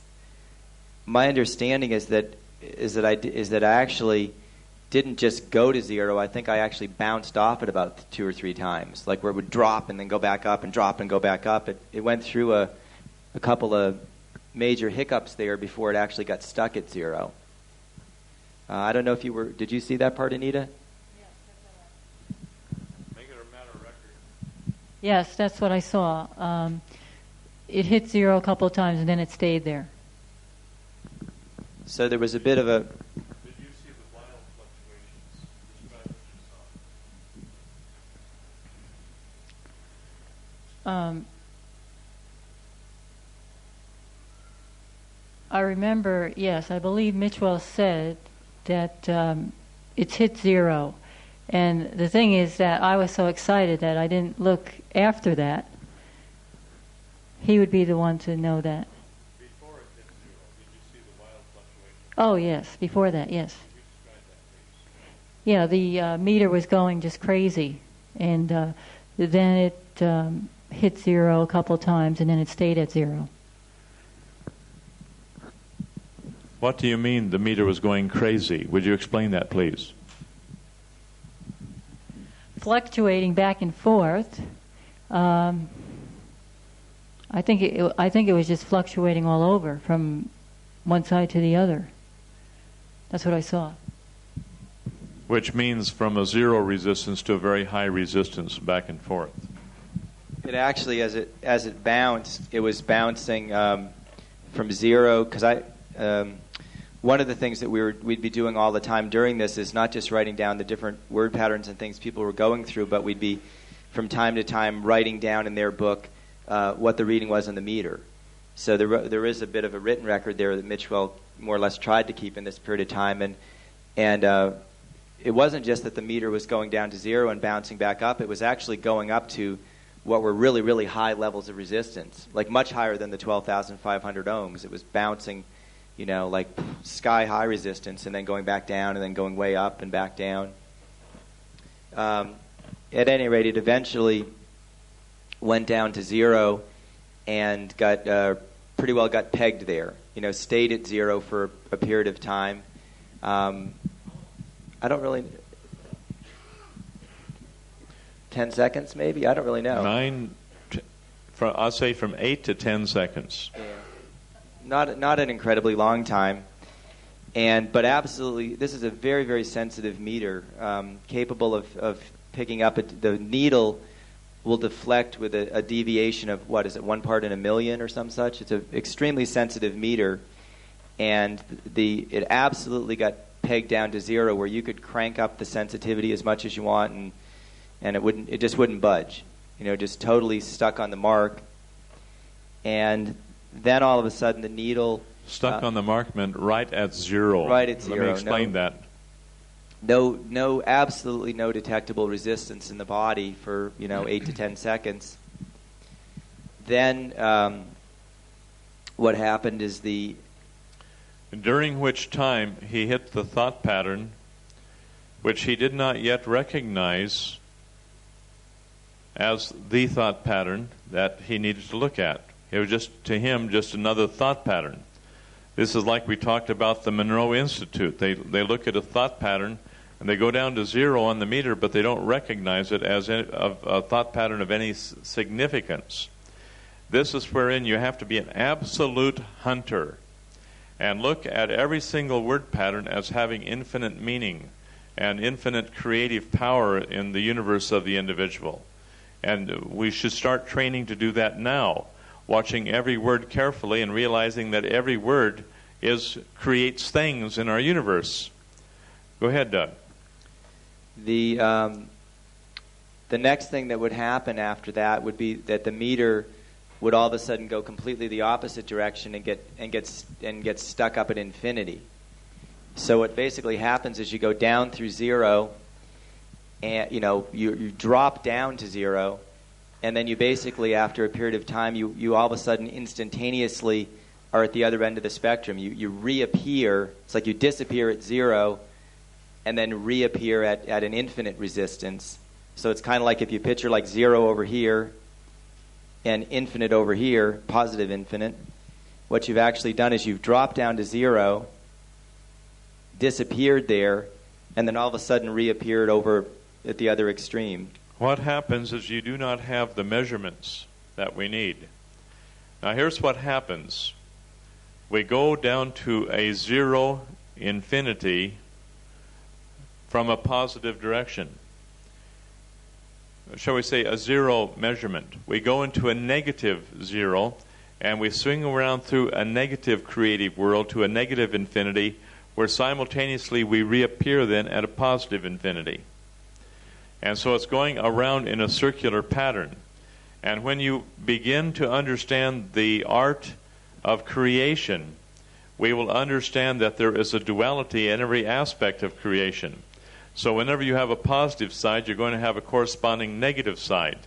And this is what Doug was able to re-experience in this particular situation, where we go from a negative infinity around to a positive infinity again, and then start coming down from that. We don't go from 0 up to a positive infinity.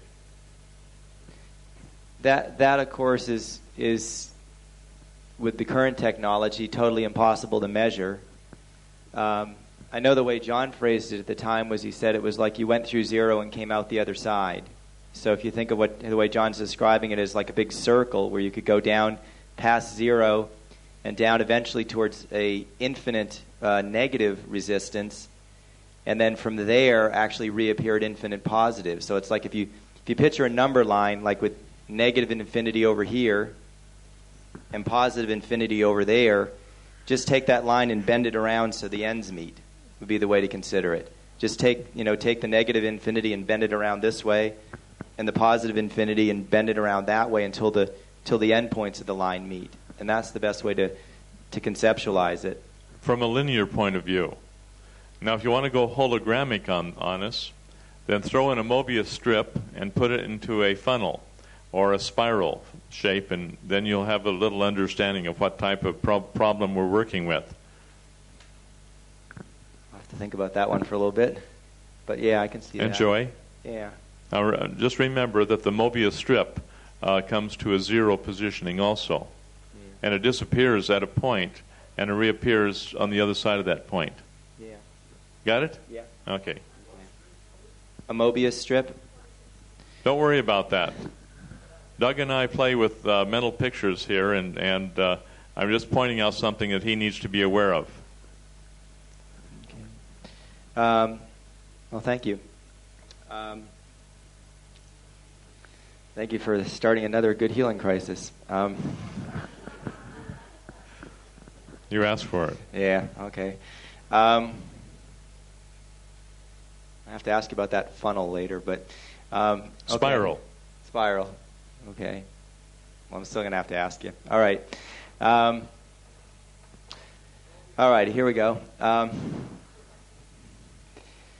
So the... if you want to... That's basically just the outer phenomena. I mean, all that is what's measurable on the body, the level of resistance in the body at different times as you pass through it. And so that's not the experience itself any more than the printout from your electrocardiogram is, that's not the same as your heart beating. That's just a description that's just measurements of something that's happening. So, just understand that in and of itself is just in some ways almost just a curiosity. It's very interesting and tells you a lot about what's going on in the universe, but again, it's just some measurements that are happening. One way that I would look at this is this. If we have on the one hand, a pattern of judgment which would originate in the mental body, what do we have that will be built up around that one pattern of judgment and resistance? Okay, what will we have built up around that? Anyone? You'll have a vast number of experiences over lifetime after lifetime after lifetime that will reflect that judgment. So you can think of like you have that one pattern of resistance and judgment like this, and then amassed around it you'll have an almost infinite number of experiences, each one of which will be a reflection of that one glitch in your thinking. Let's put it this way. You have a duality. We're thinking linearly now. And what you're doing is as soon as you identify yourself with one end of a duality, automatically you resist the other. So resistance is involved. And you have now identified with one end of a duality. I am this way. I can't do this. I have to do this type of things. Now, as soon as you've identified with that end, you resist the other end of the duality. And at that point of time, you build up this tremendous resistance of experiences that the universe sends up to you over and over and over and over again, as Doug has pointed out, because that which we resist, we draw into our life by our identification with one end of this particular duality, and we have this lifetime after lifetime after lifetime.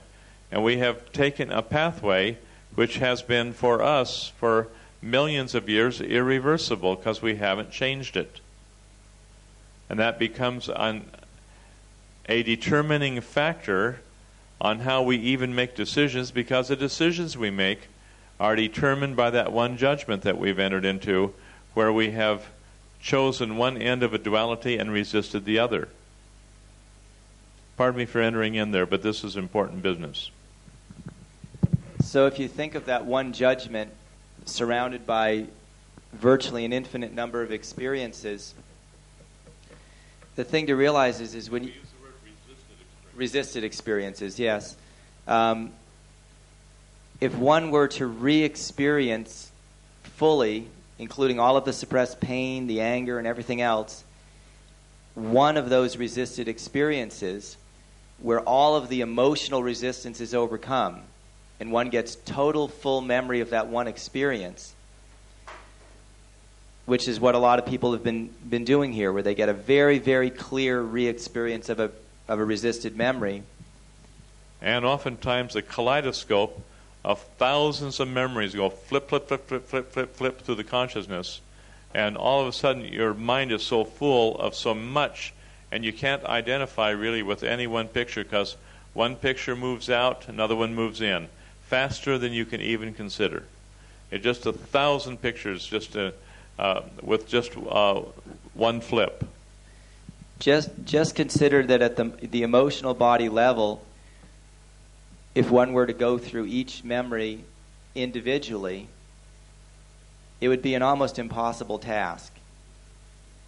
I mean, even just in one area of judgment, let alone the many, many other areas of judgment that any one of us has. Even just in one area of judgment, just try to imagine the almost infinite number of times that you've had a resisted experience involving that judgment. And imagine what it would take to go back through every single one of those experiences individually. This is why we don't have to go back karmically through every wrong that we have ever done to make it right. And this is where we are able to eliminate all cause, effect, record, and memory in one fell swoop by removing with understanding, with unconditional love, with unconditional forgiveness, utilizing the violet flame, which brings all cause, effect, record, and memory back to full visualization. And in one fell swoop of the thought, we handle millions and millions and millions of years of karmic patterns that leaves us in bondage. And this is the concept taught by Jesus, the concept of grace. This is the whole concept of grace. We don't have to be bound to the wheel of birth and rebirth until every jot and tittle of our resistances or karmic considerations are satisfied. We handle them in one fell swoop. I think we can all agree that it would be pretty much impossible to go through every single experience one at a time.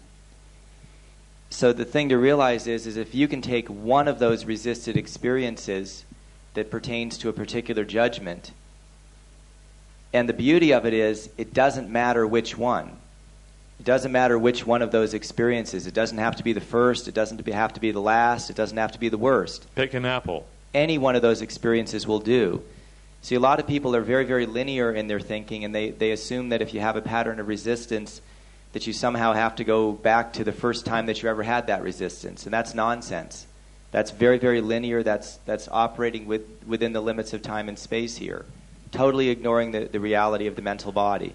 That resistance of way back in times past is right here in front of us. It's right here in the ever-present now. We don't have to go back and remember. All we have to do is to increase our awareness of the bondage we have placed ourselves in this body, in this time, in this space, and you got it. And that's why it's such an important thing to be in the ever-present now. We don't have to go back and remember. We remember the ever-present now, which is in the now, and which when we experienced it, say 20,000 centuries ago, It was in the ever-present now then, which is now. And this is the ever-present concept of everywhere, every when, which is right now. And when we expand our awareness to understand that, we don't have to go anywhere to traveling. We don't have to go anywhere to meditate. We can just be right where we are, in the body where we are, doing what we're doing, and handle moment by moment by moment by moment what the universe is serving up to us. So the thing to realize is if you can go through any one of these experiences fully and overcome all the emotional resistance there, including the suppressed pain, that enables you to use that one experience as a springboard to the mental body level, where you can then deal with the underlying pattern of judgment, the underlying resisted duality. If you can take care of that, if you can basically take that one experience and use it as a springboard to the underlying pattern of judgment, that then takes care of that pattern of judgment in all of these experiences. And this is the phenomena or the experience that many people will have had here, where all of a sudden they're just flooded with a tremendous number of related memories all at once. Well, some would see it as a kaleidoscope, some see it as a bunch of different TV screens with different movies on, or however you want to describe it, but it's getting a lot of different things all at once. And this is at the level of the mental body. This is the principle of grace that John has talked about, because you're no longer having to go back through every single little thing one at a time. And this is why the violet flame is really the principle of grace, because this is the transmuting power in the mental body level. This is what makes it possible to undo in one fell swoop, as John would say, a tremendous number of experiences. And this is why when you go through the pain morphogenetically, you're freeing the souls of man at levels that you don't understand. Because each time you go through a massive amount of pain, people are then free of that pain, and all they have to do is accept and view things and understand them without the pain locking them from the ability of understanding. Is this clear? Okay. So as you make the jump from one experience to an underlying duality, it's quite a quantum leap. It's a quantum leap.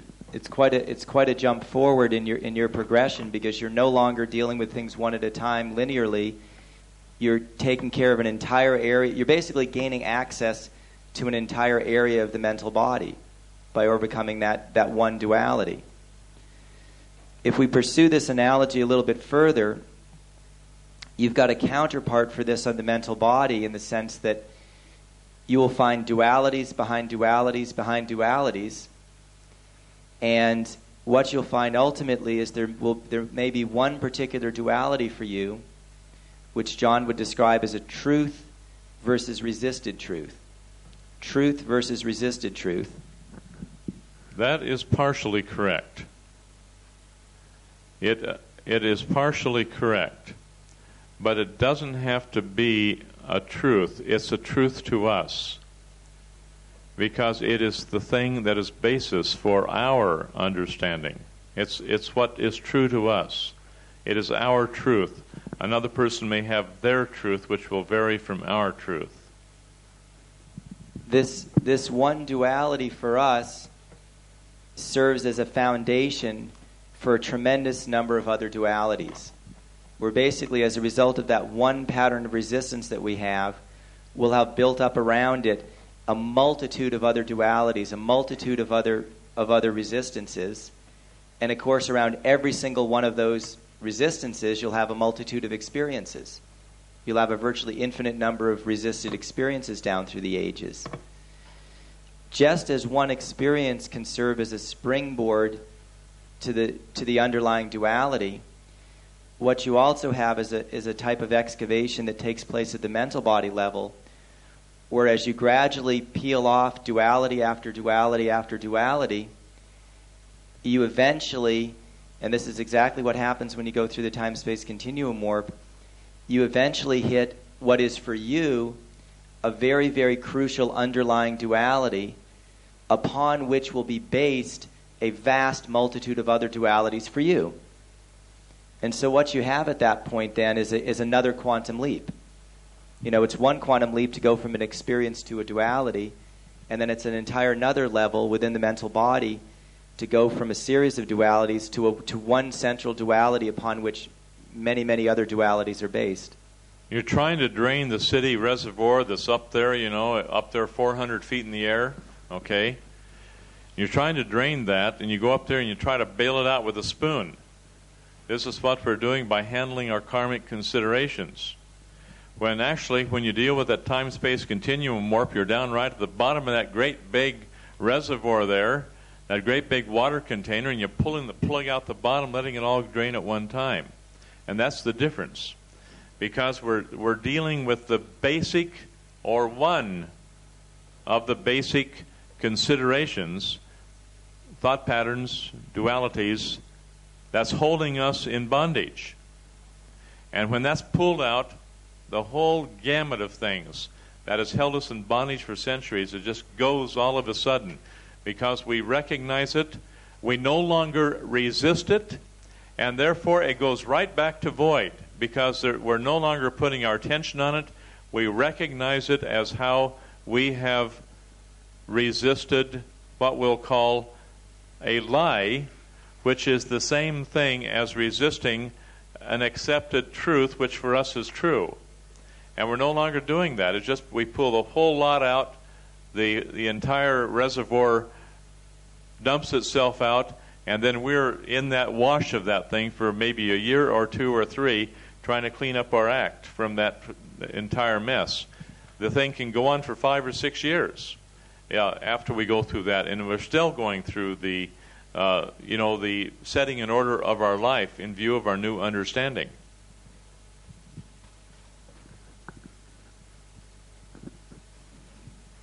John has made this. Lewis?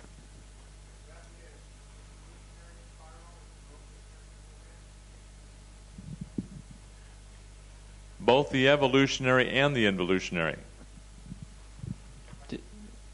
It's the same spiral. It's just a question of which direction you're going on it. The way up is the opposite of the way down. Use the same flight of stairs.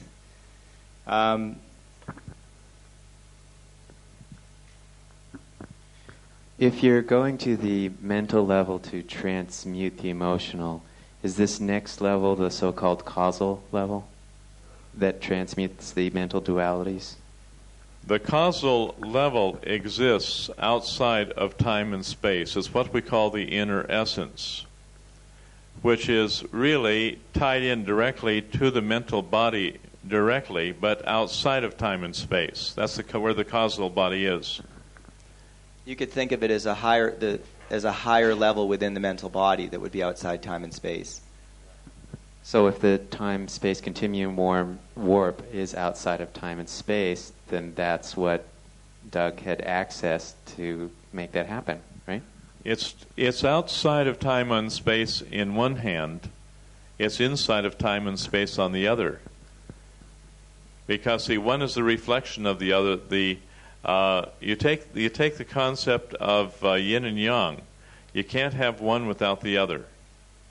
And so if you have the creative force in operation, you automatically have the outer manifestation.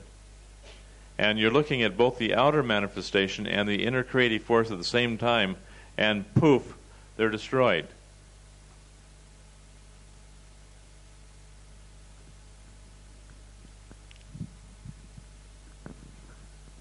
The more I listen to this, the more it's getting all over the place.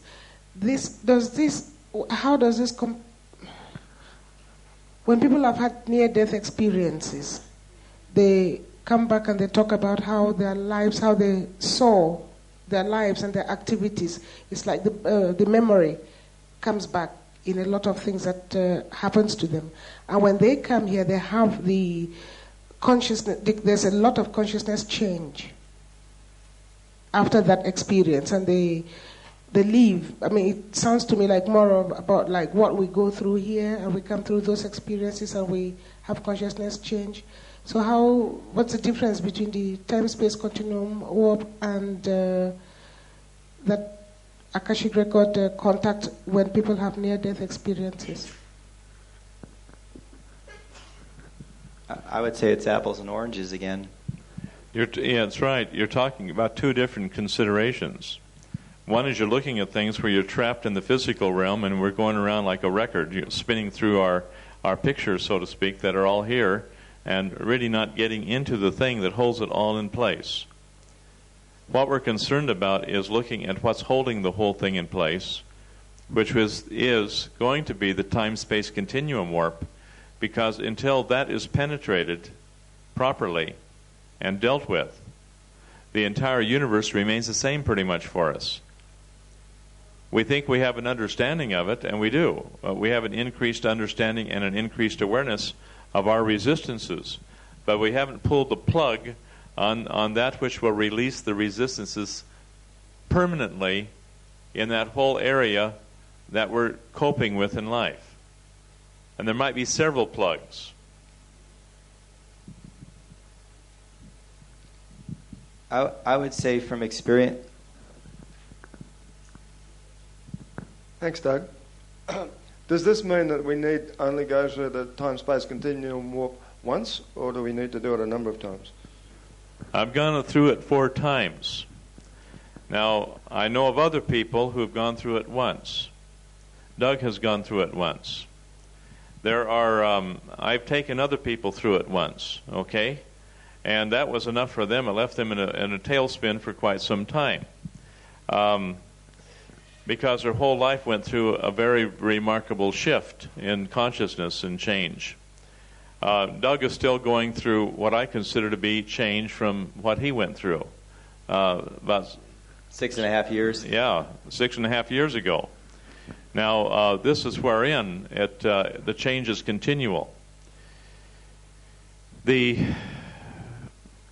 I do not know how many of us have one only that we have to go through, perhaps none at all, perhaps 10, perhaps 7. I don't know. I don't have an answer for that.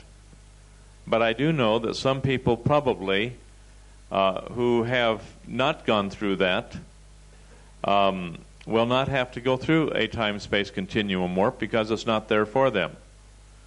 Others who have been fairly intent on playing the game of life with a high degree of resistance in times past may have several of these to go through. Remember, it's a healing crisis. I mean, it's the reverse of something that you've gone through in the past in an involutionary direction. Could you term that as being conscious of consciousness?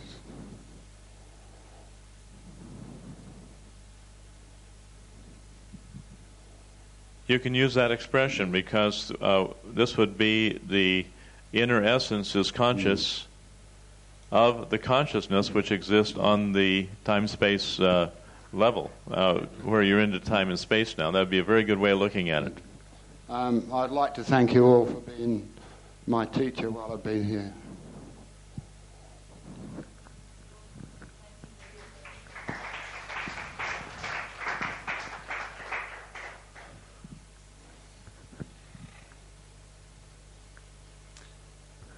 Say you have a vivid memory of going through without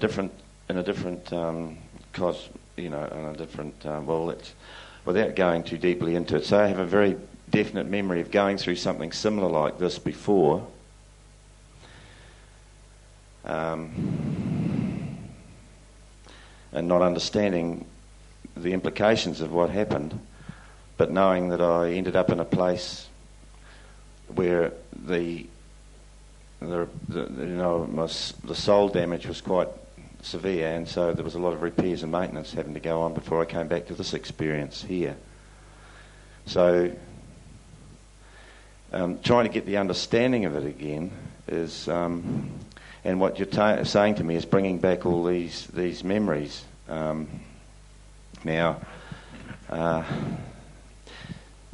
Do you think that, or can you perceive that you have to re-experience that again if you've done it at some point in a past experience or a future experience? In fact, it was a future experience, I believe. I don't have enough data, sir, to make a... Okay, so I'd have to really go into it with you, wouldn't I? I don't have enough data at this point of time because I don't fully understand what your experience was and which direction you were going on it. Well, it was in a... and I don't think now's the time to go into it because at best it's going to add confusion to the issue at this point of time. Yeah, okay. Thank you, Rex, for understanding.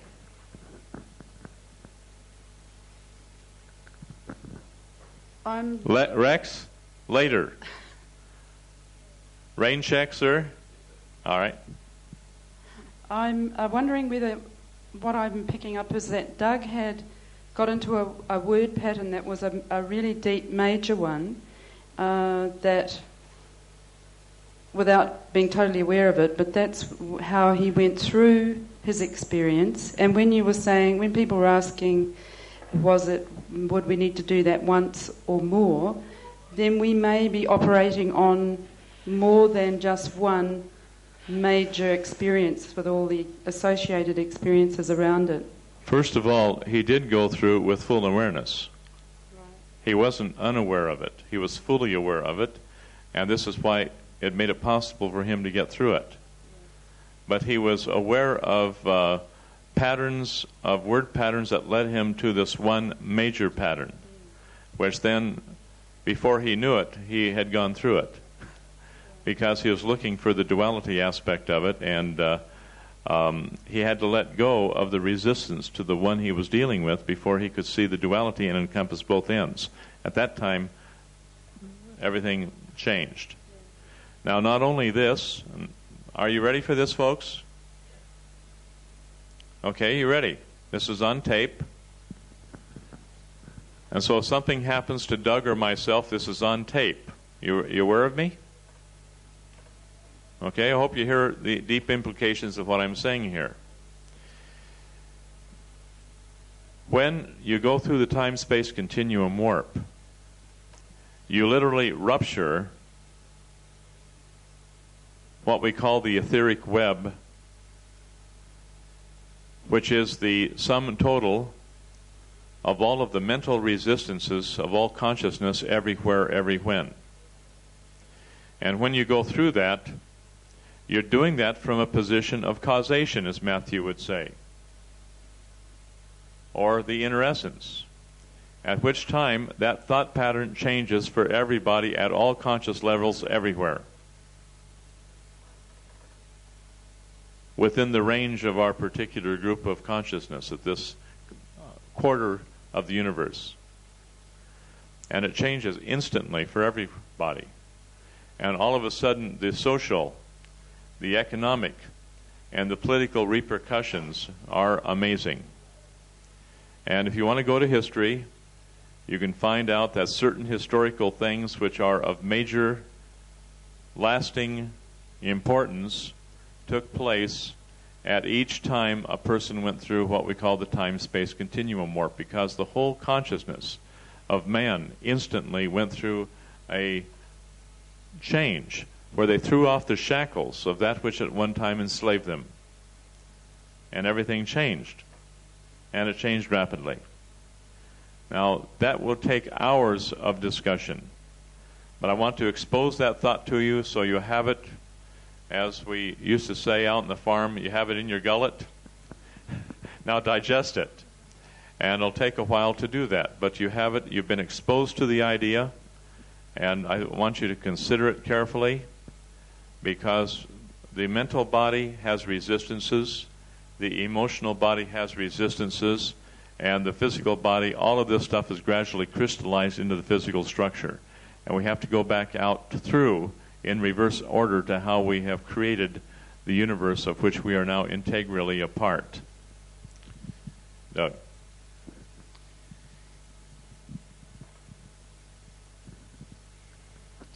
One thing to look at here is that the duality that you're going through is what is for you a truth. and it is what you might consider to be a compulsive virtue. A compulsive virtue.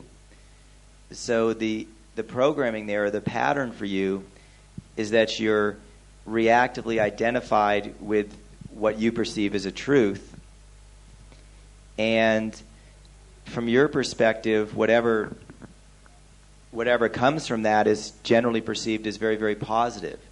So the behaviors and the situations that arise from that, you tend to look at these things as some of your greatest strengths. You tend to look at some of these things as some of the best things about yourself. And other people tend to see it the same way as well, to where with a time-space continuum warp, where it is a compulsive virtue, you're not getting a lot of feedback from the universe to change. You know, you're not getting a lot of impetus to change, because it's, you know, what you have there is a type of programming that really seems to work for you and seems to work for others. And it would be I know once I went through it and was explaining, you know, what the particular dualities and things were to people in the class there. It all sounded so simple and obvious after the fact. You know, it all sounded just, I mean, I know when I went through it, I think everybody was expecting it to be a wow, and it wasn't a wow, it was just a, oh, you know, because when you finally went through it, it was the most... Why didn't I see that a million years earlier? You know, it just totally obvious. You know, just absolutely totally obvious. And you couldn't imagine how you couldn't have seen this all along. And yet I think it would be totally impossible to uncover one of these things through any type of intellectual or mechanical process, or for anyone else to uncover one for you, because it's so deeply ingrained in you, it's invisible. It's so much a part of you, it's just you couldn't even see it. You couldn't even see it, and then when it's gone, it's so incredibly conspicuous for its absence that you can't imagine how you'd missed it all along.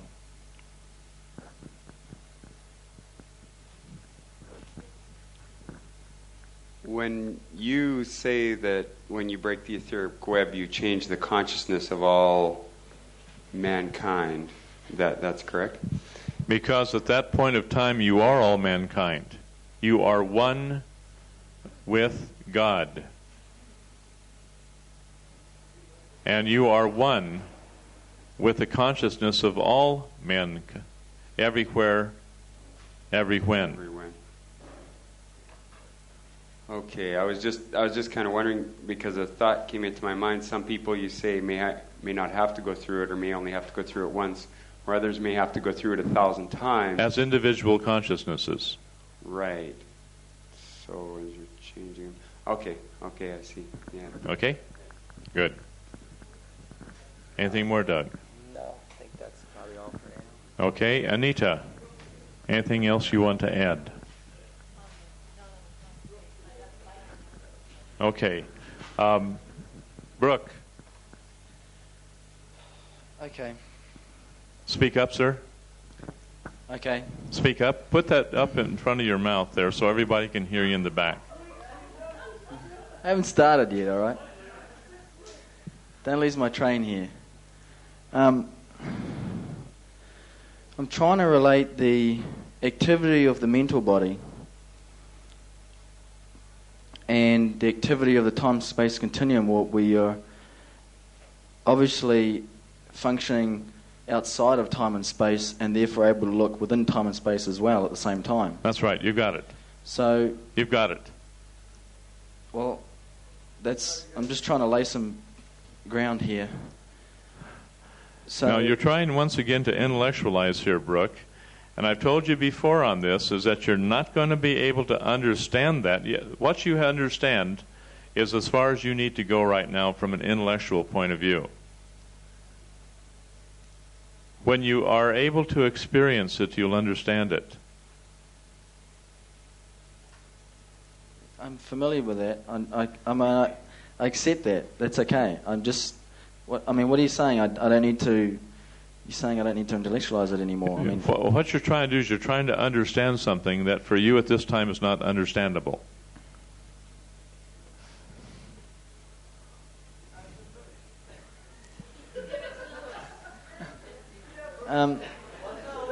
What I wanted to do was relate the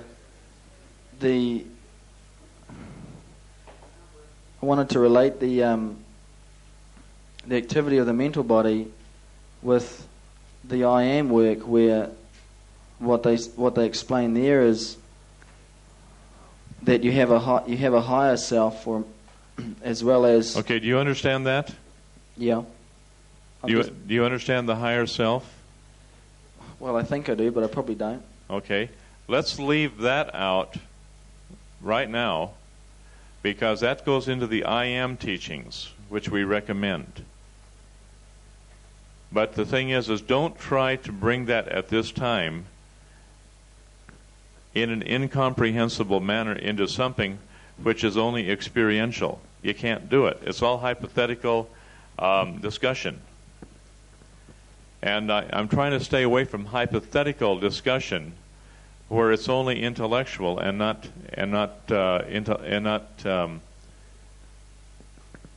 shall we say, not experiential. You can't understand it until you're there, and just to accept that for now. Okay. Thank you very much. That's going to save hours of time at this point of time. Okay, Lewis.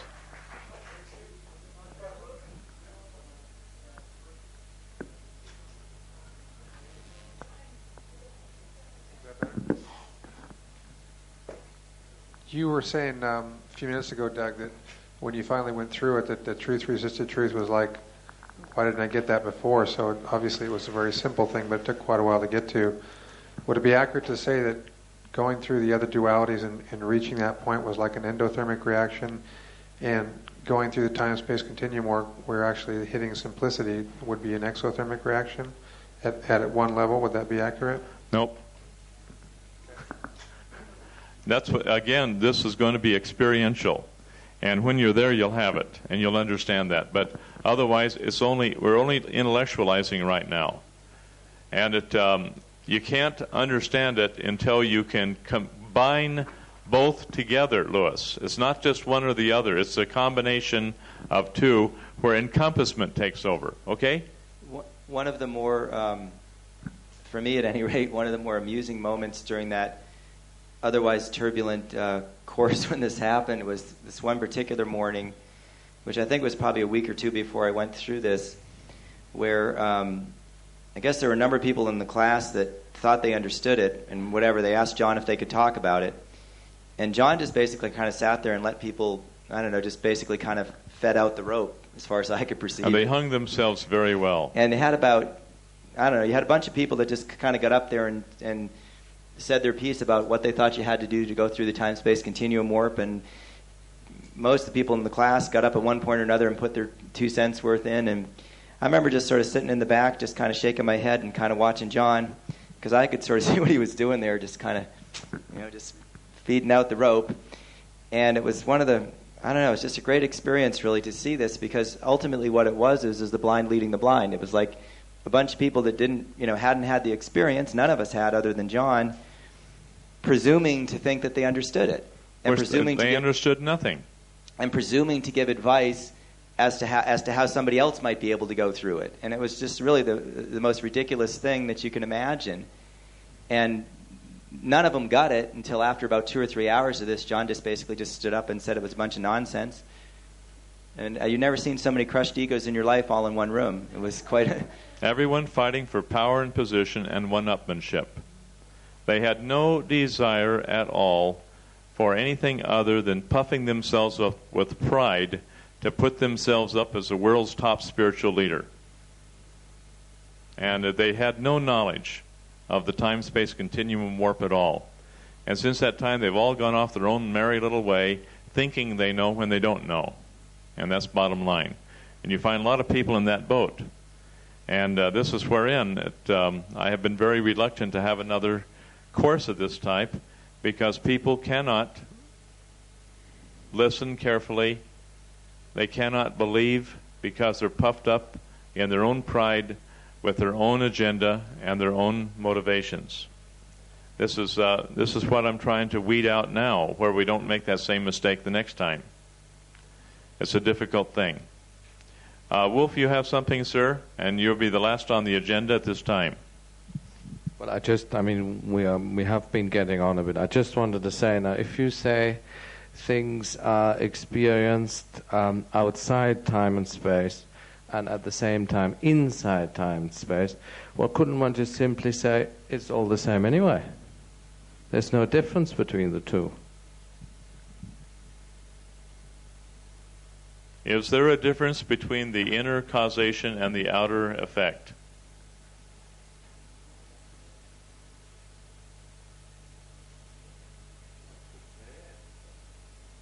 There is a difference at one level, but when you look at so as within, so without, is there a difference?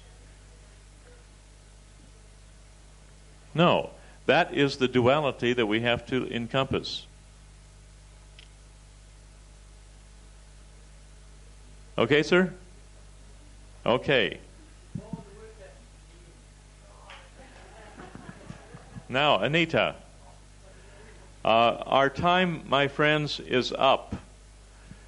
We've tried to give you as much as we can experientially. We've tried to give you as much information as we can to give you a taste of that which will be experienced on the mental level at a later time. We've tried to give you the laws and principles of body electronics that will help you to take on to your own students and through your own practices as time progresses. We know that in 6 weeks' time, you only get a smattering. And I think you'll appreciate that. But you have the rules, and as you go out and apply them, not in a hurry, but very gradiently, you will be more than adequately rewarded for your efforts. And I think you know what to do now. I feel confident that you have something that you can utilize in a positive manner. Now, Doug and I want to thank you for being here. Anita will be speaking for herself at this point of time, and she's going to have the full, turn over the full time to her.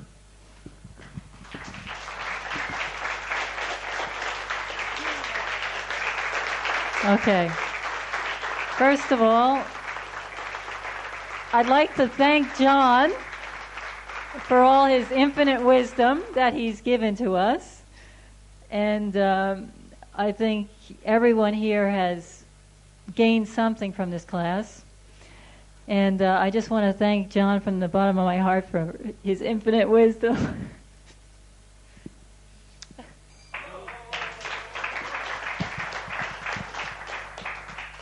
Look, one knows. And I want you to look and follow those people who have proven record of ascendancy. And do not put your trust in the arm of flesh or personalities, but only put your trust in principle. Thank you. I want to thank Doug for all his knowledge and understanding.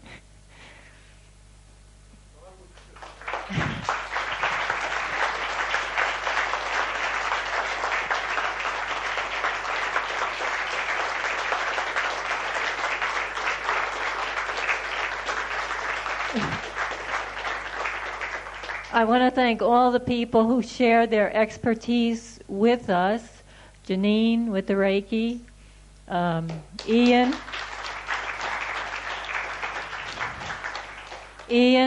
with his Ken Walters, Ingrid, Kyle with the living water, Andre for all those adjustments, and mine too. Hey. Sakara for being there. Neville. Sid. Tariq. Okay, I also want to thank Christabel. You can't see her wings, but she's been an absolute angel working with Lynn, helping her every morning, and just been an angel with taking in all the money, and I know how hard that can be at times. Christabel, come on up here. And Paul, are you around? I want to thank Paul for picking all those corns and mangoes and lychees and all those, and corn.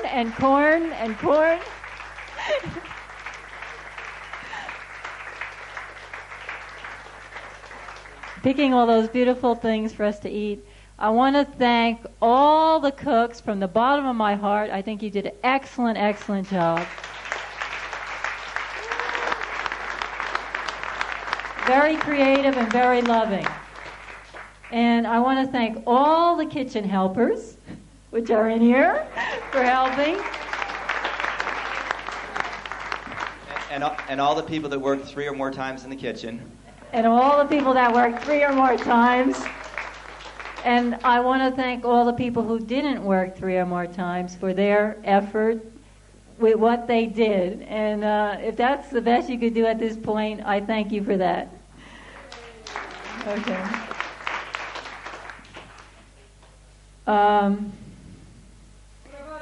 I want to say thank you.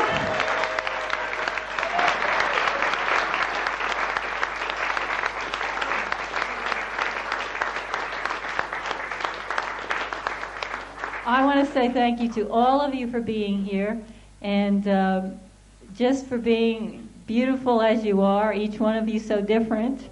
And I didn't get to know you all, but I tried to get to know as much as I could of most of you. And just saying I really love you all.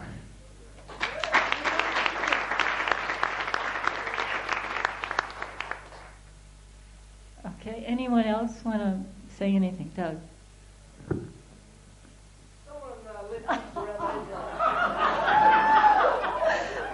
Thanks, Ian. Okay. Chan. I just want to say thank you very much to John Hutchinson, who made sensitive leaf tea and organised other people to do it. And also Simon, who's been keeping some of us supplied with wheatgrass and growing it and making pawpaw leaf tea. And Jenny? Jenny Wilson? Jenny Wilson, who has also made the sensitive and pawpaw leaf tea? Yes. And Brendan, too. Yeah, I don't know all the people that help, but I've had a personal experience with these two.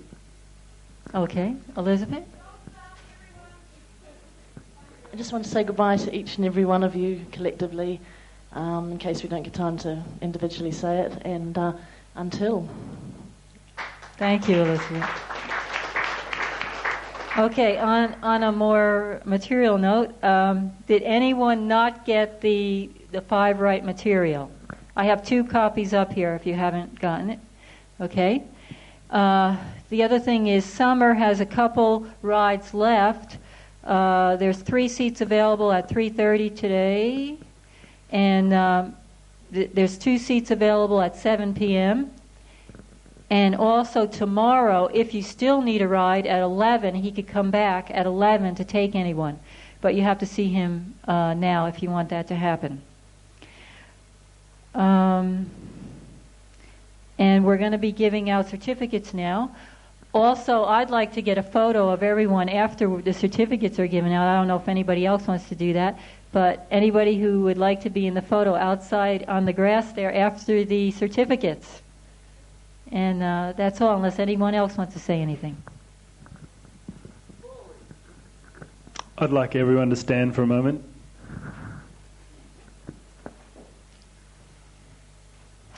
Thank you. And thank these beautiful lecturers that have supplied us with such fantastic information, support, love, button pressing, you name it, it's all been there. So let's just give these guys a great, warm hand of applause.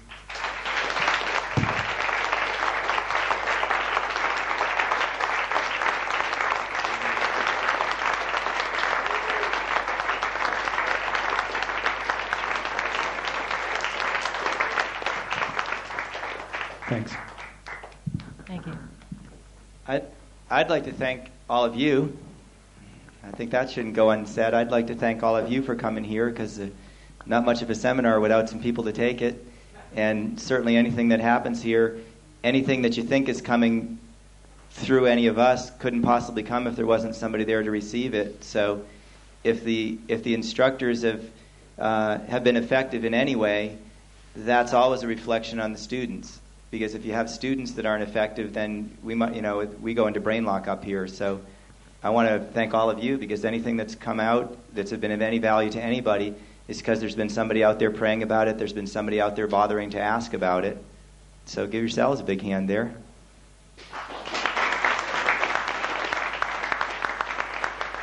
And I'd like to particularly thank those of you that have bothered to ask questions and have dared to come up and take the microphone. I know for some of you that's been a bit of a struggle.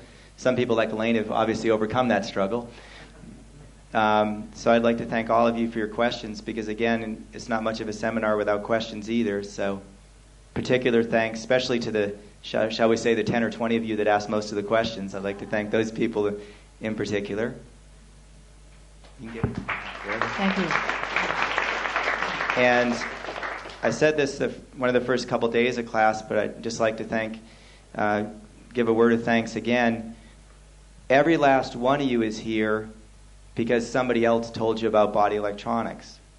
Every last one of you is here because somebody else taught a seminar, or somebody else ran a point holding group, or somebody lent you books, or somebody lent you tapes.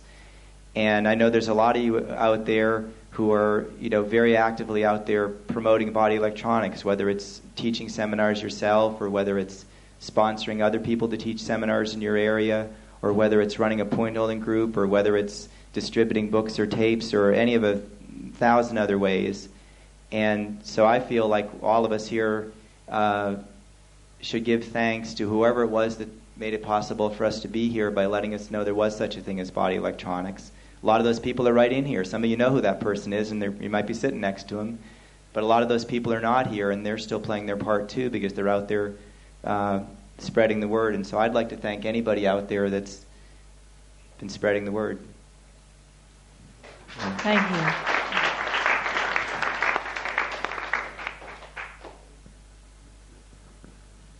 Okay, I think we'll start. Oh, Marie, yes, come on up.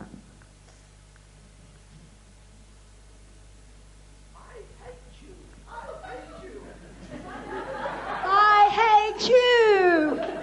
I love you.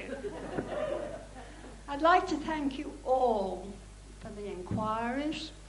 I know I haven't been very much in evidence, but you've all been absolutely wonderful, and I felt your love. And the kitchen staff who sent me little dainties, I'm so grateful to you. It's wonderful to feel that there are people like this around. I know I'm the oldest, but I don't feel it. I never will. And this is why I'm here, because I know we can regenerate, and we were put here to do just that. That's my honest opinion. So that's one of my messages to go out with. Now, I'd like to mention the fact of the radiation problem, which is so much in my mind at the moment. I haven't been able to get all the data I wanted. All sorts of things have happened that I haven't. But please remember, and keep it in your mind, that we are all threatened every time there is as a move afoot to move into anyone's territory. So please remember, and if you can't do anything else, contact the Earth Angels. They'll help you. Thank you all very much. God bless.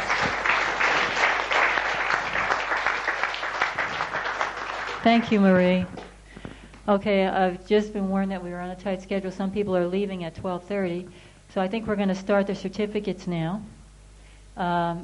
Christabel will hand it to John. Okay, Helen Ackerman.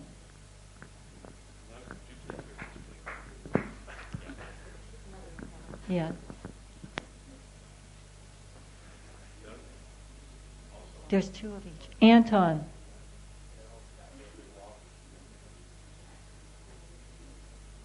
Simon Armstrong.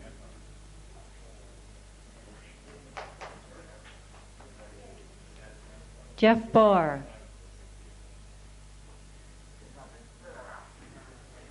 Linda Mae Barker. Tariq.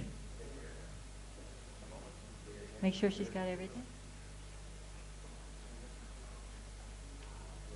Chris Bellinger.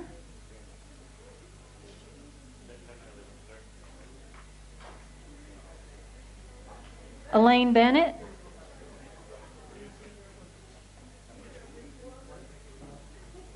Graham Bennett.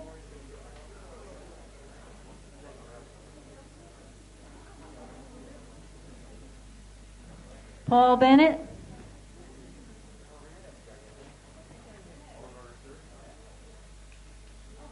Karen Blount.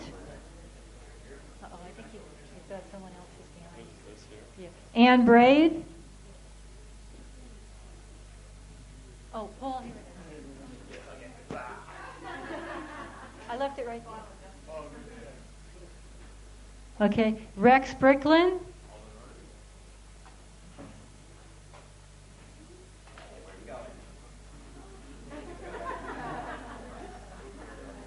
Peter Brotherton.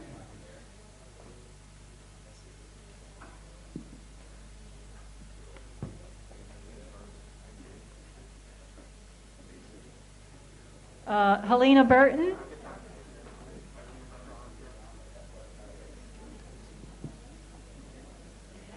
Gary Caldwell.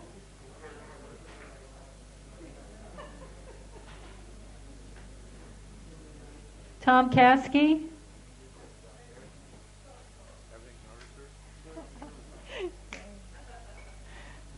Nicole Clarence.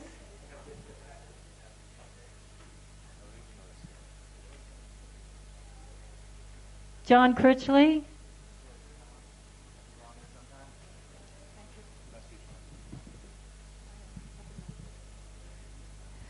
Sakara Douglas.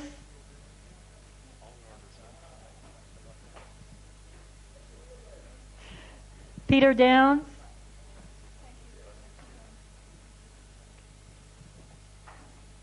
Elizabeth Ames.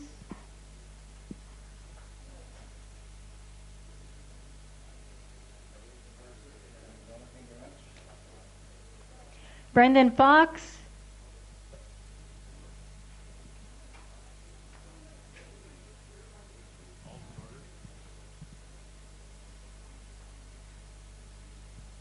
Louis Prick.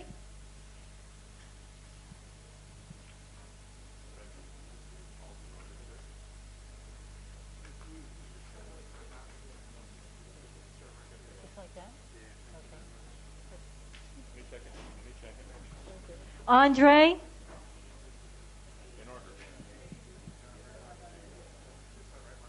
Lynn George. Yeah, oh yeah, I'll give that to you. Yeah, I probably put it under D. Oh, that one.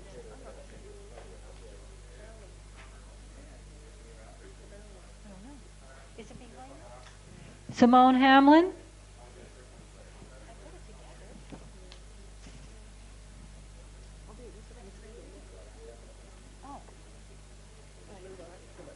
She's going to take it. Matthew Hammond. No, he wasn't here for that. Oh, no. Wendy Hart.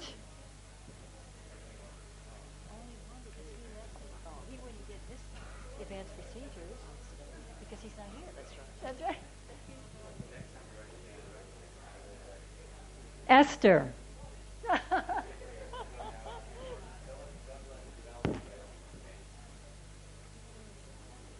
John Herron.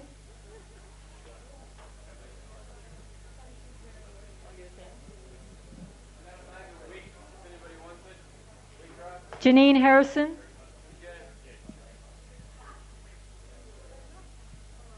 Chris Holden.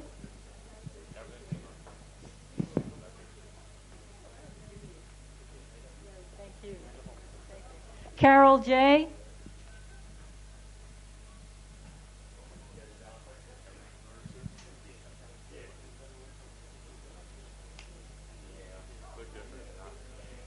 Kyle Grimshaw Jones.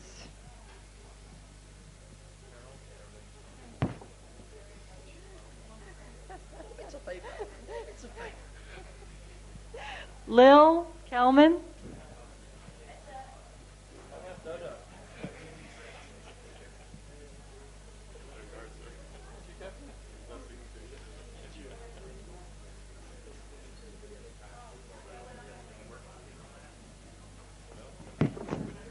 Tana.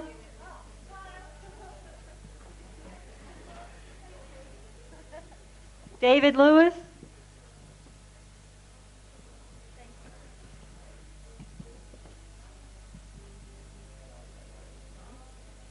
Christine Lamont.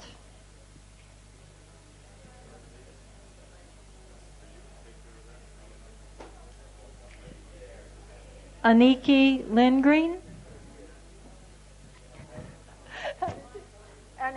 Aniki.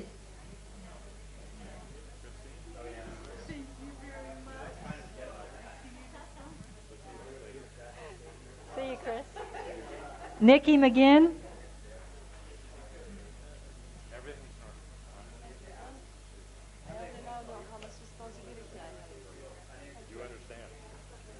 Neil Malicha.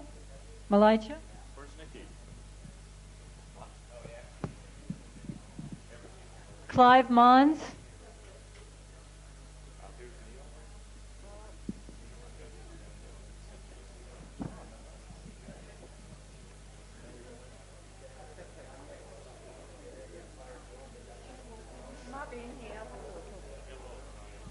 John Murphy.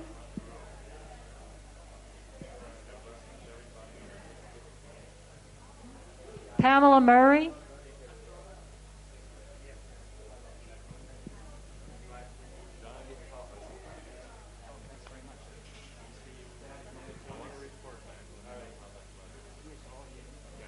Wendy Neal.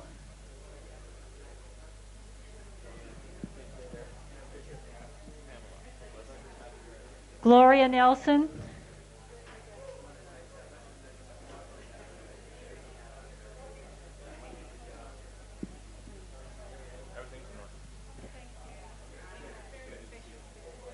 Ingrid Nelson.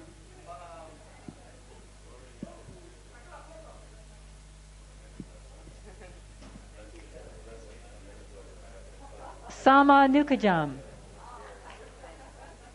Yeah.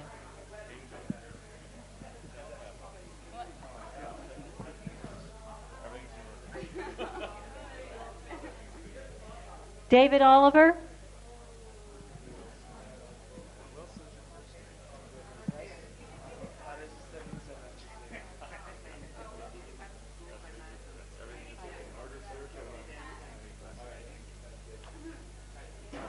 Lynn O'Neill.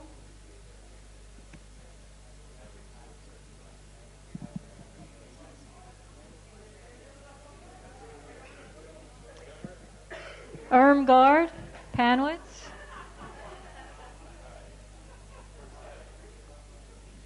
There she is.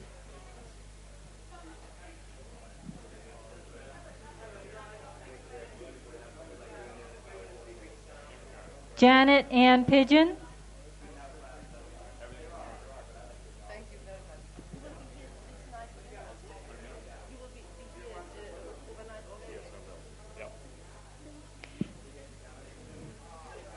Ruth Propstein.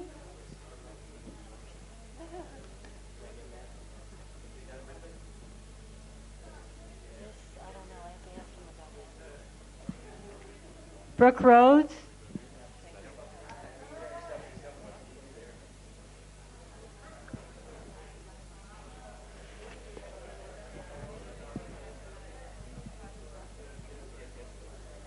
Where's Brooke? Where's Brooke Rhodes? Right again. Thank you very much, Anita. Thank you. Olivia Schmidt. You look beautiful. Thank you. I'd like to do this more. So I might hug you both again.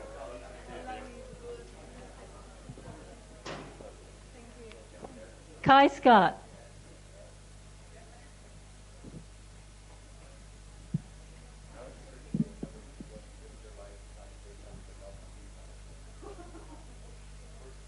Kai Scott.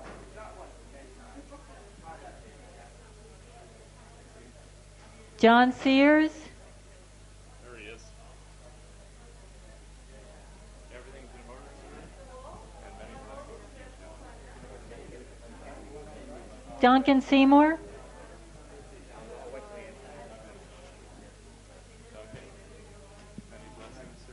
Marie Seymour. Corey Allen Sievers.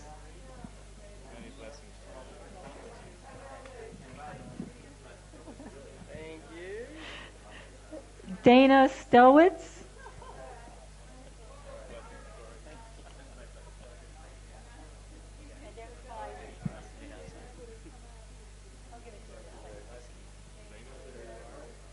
Jan Susich.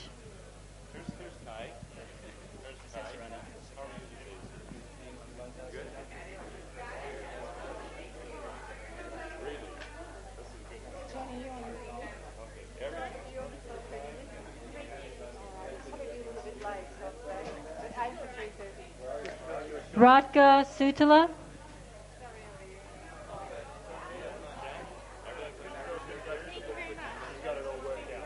Good. I'm going to go and pick up that rundown. All right. Neville Tree.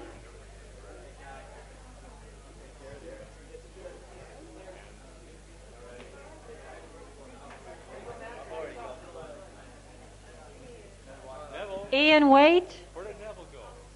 Up a tree.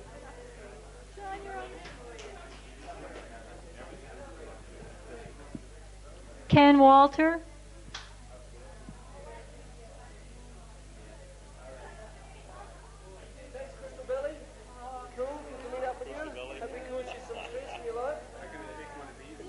Did you need one?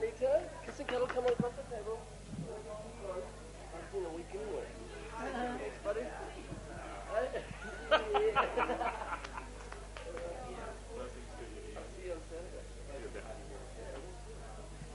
Anna Was.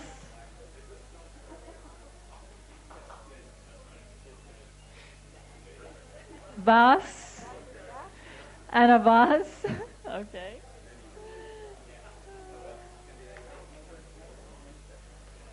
Vivian Weiss.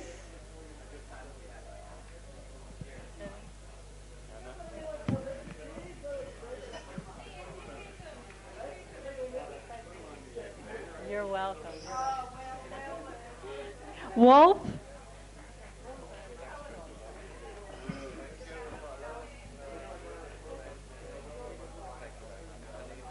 Thank you very much for everything. David Whistler.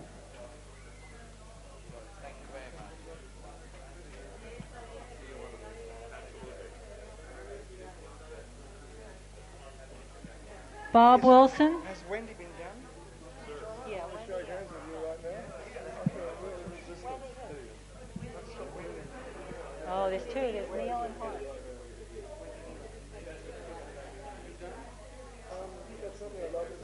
Do you want me to call the names out? Yeah, call it out.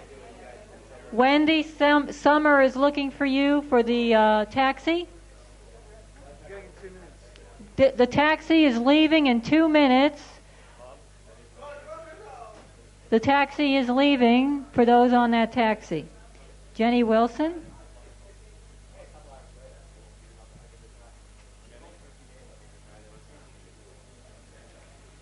Alan Wood.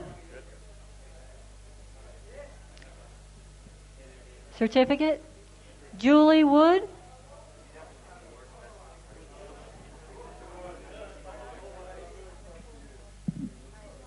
Alan, this is for you, sir. Thank you very much. We love you.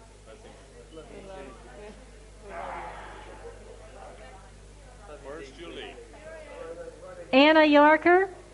Julie, these are all in order there, dear. Many blessings.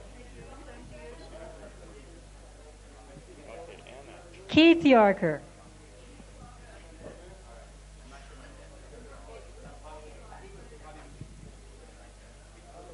Jonas Yarker.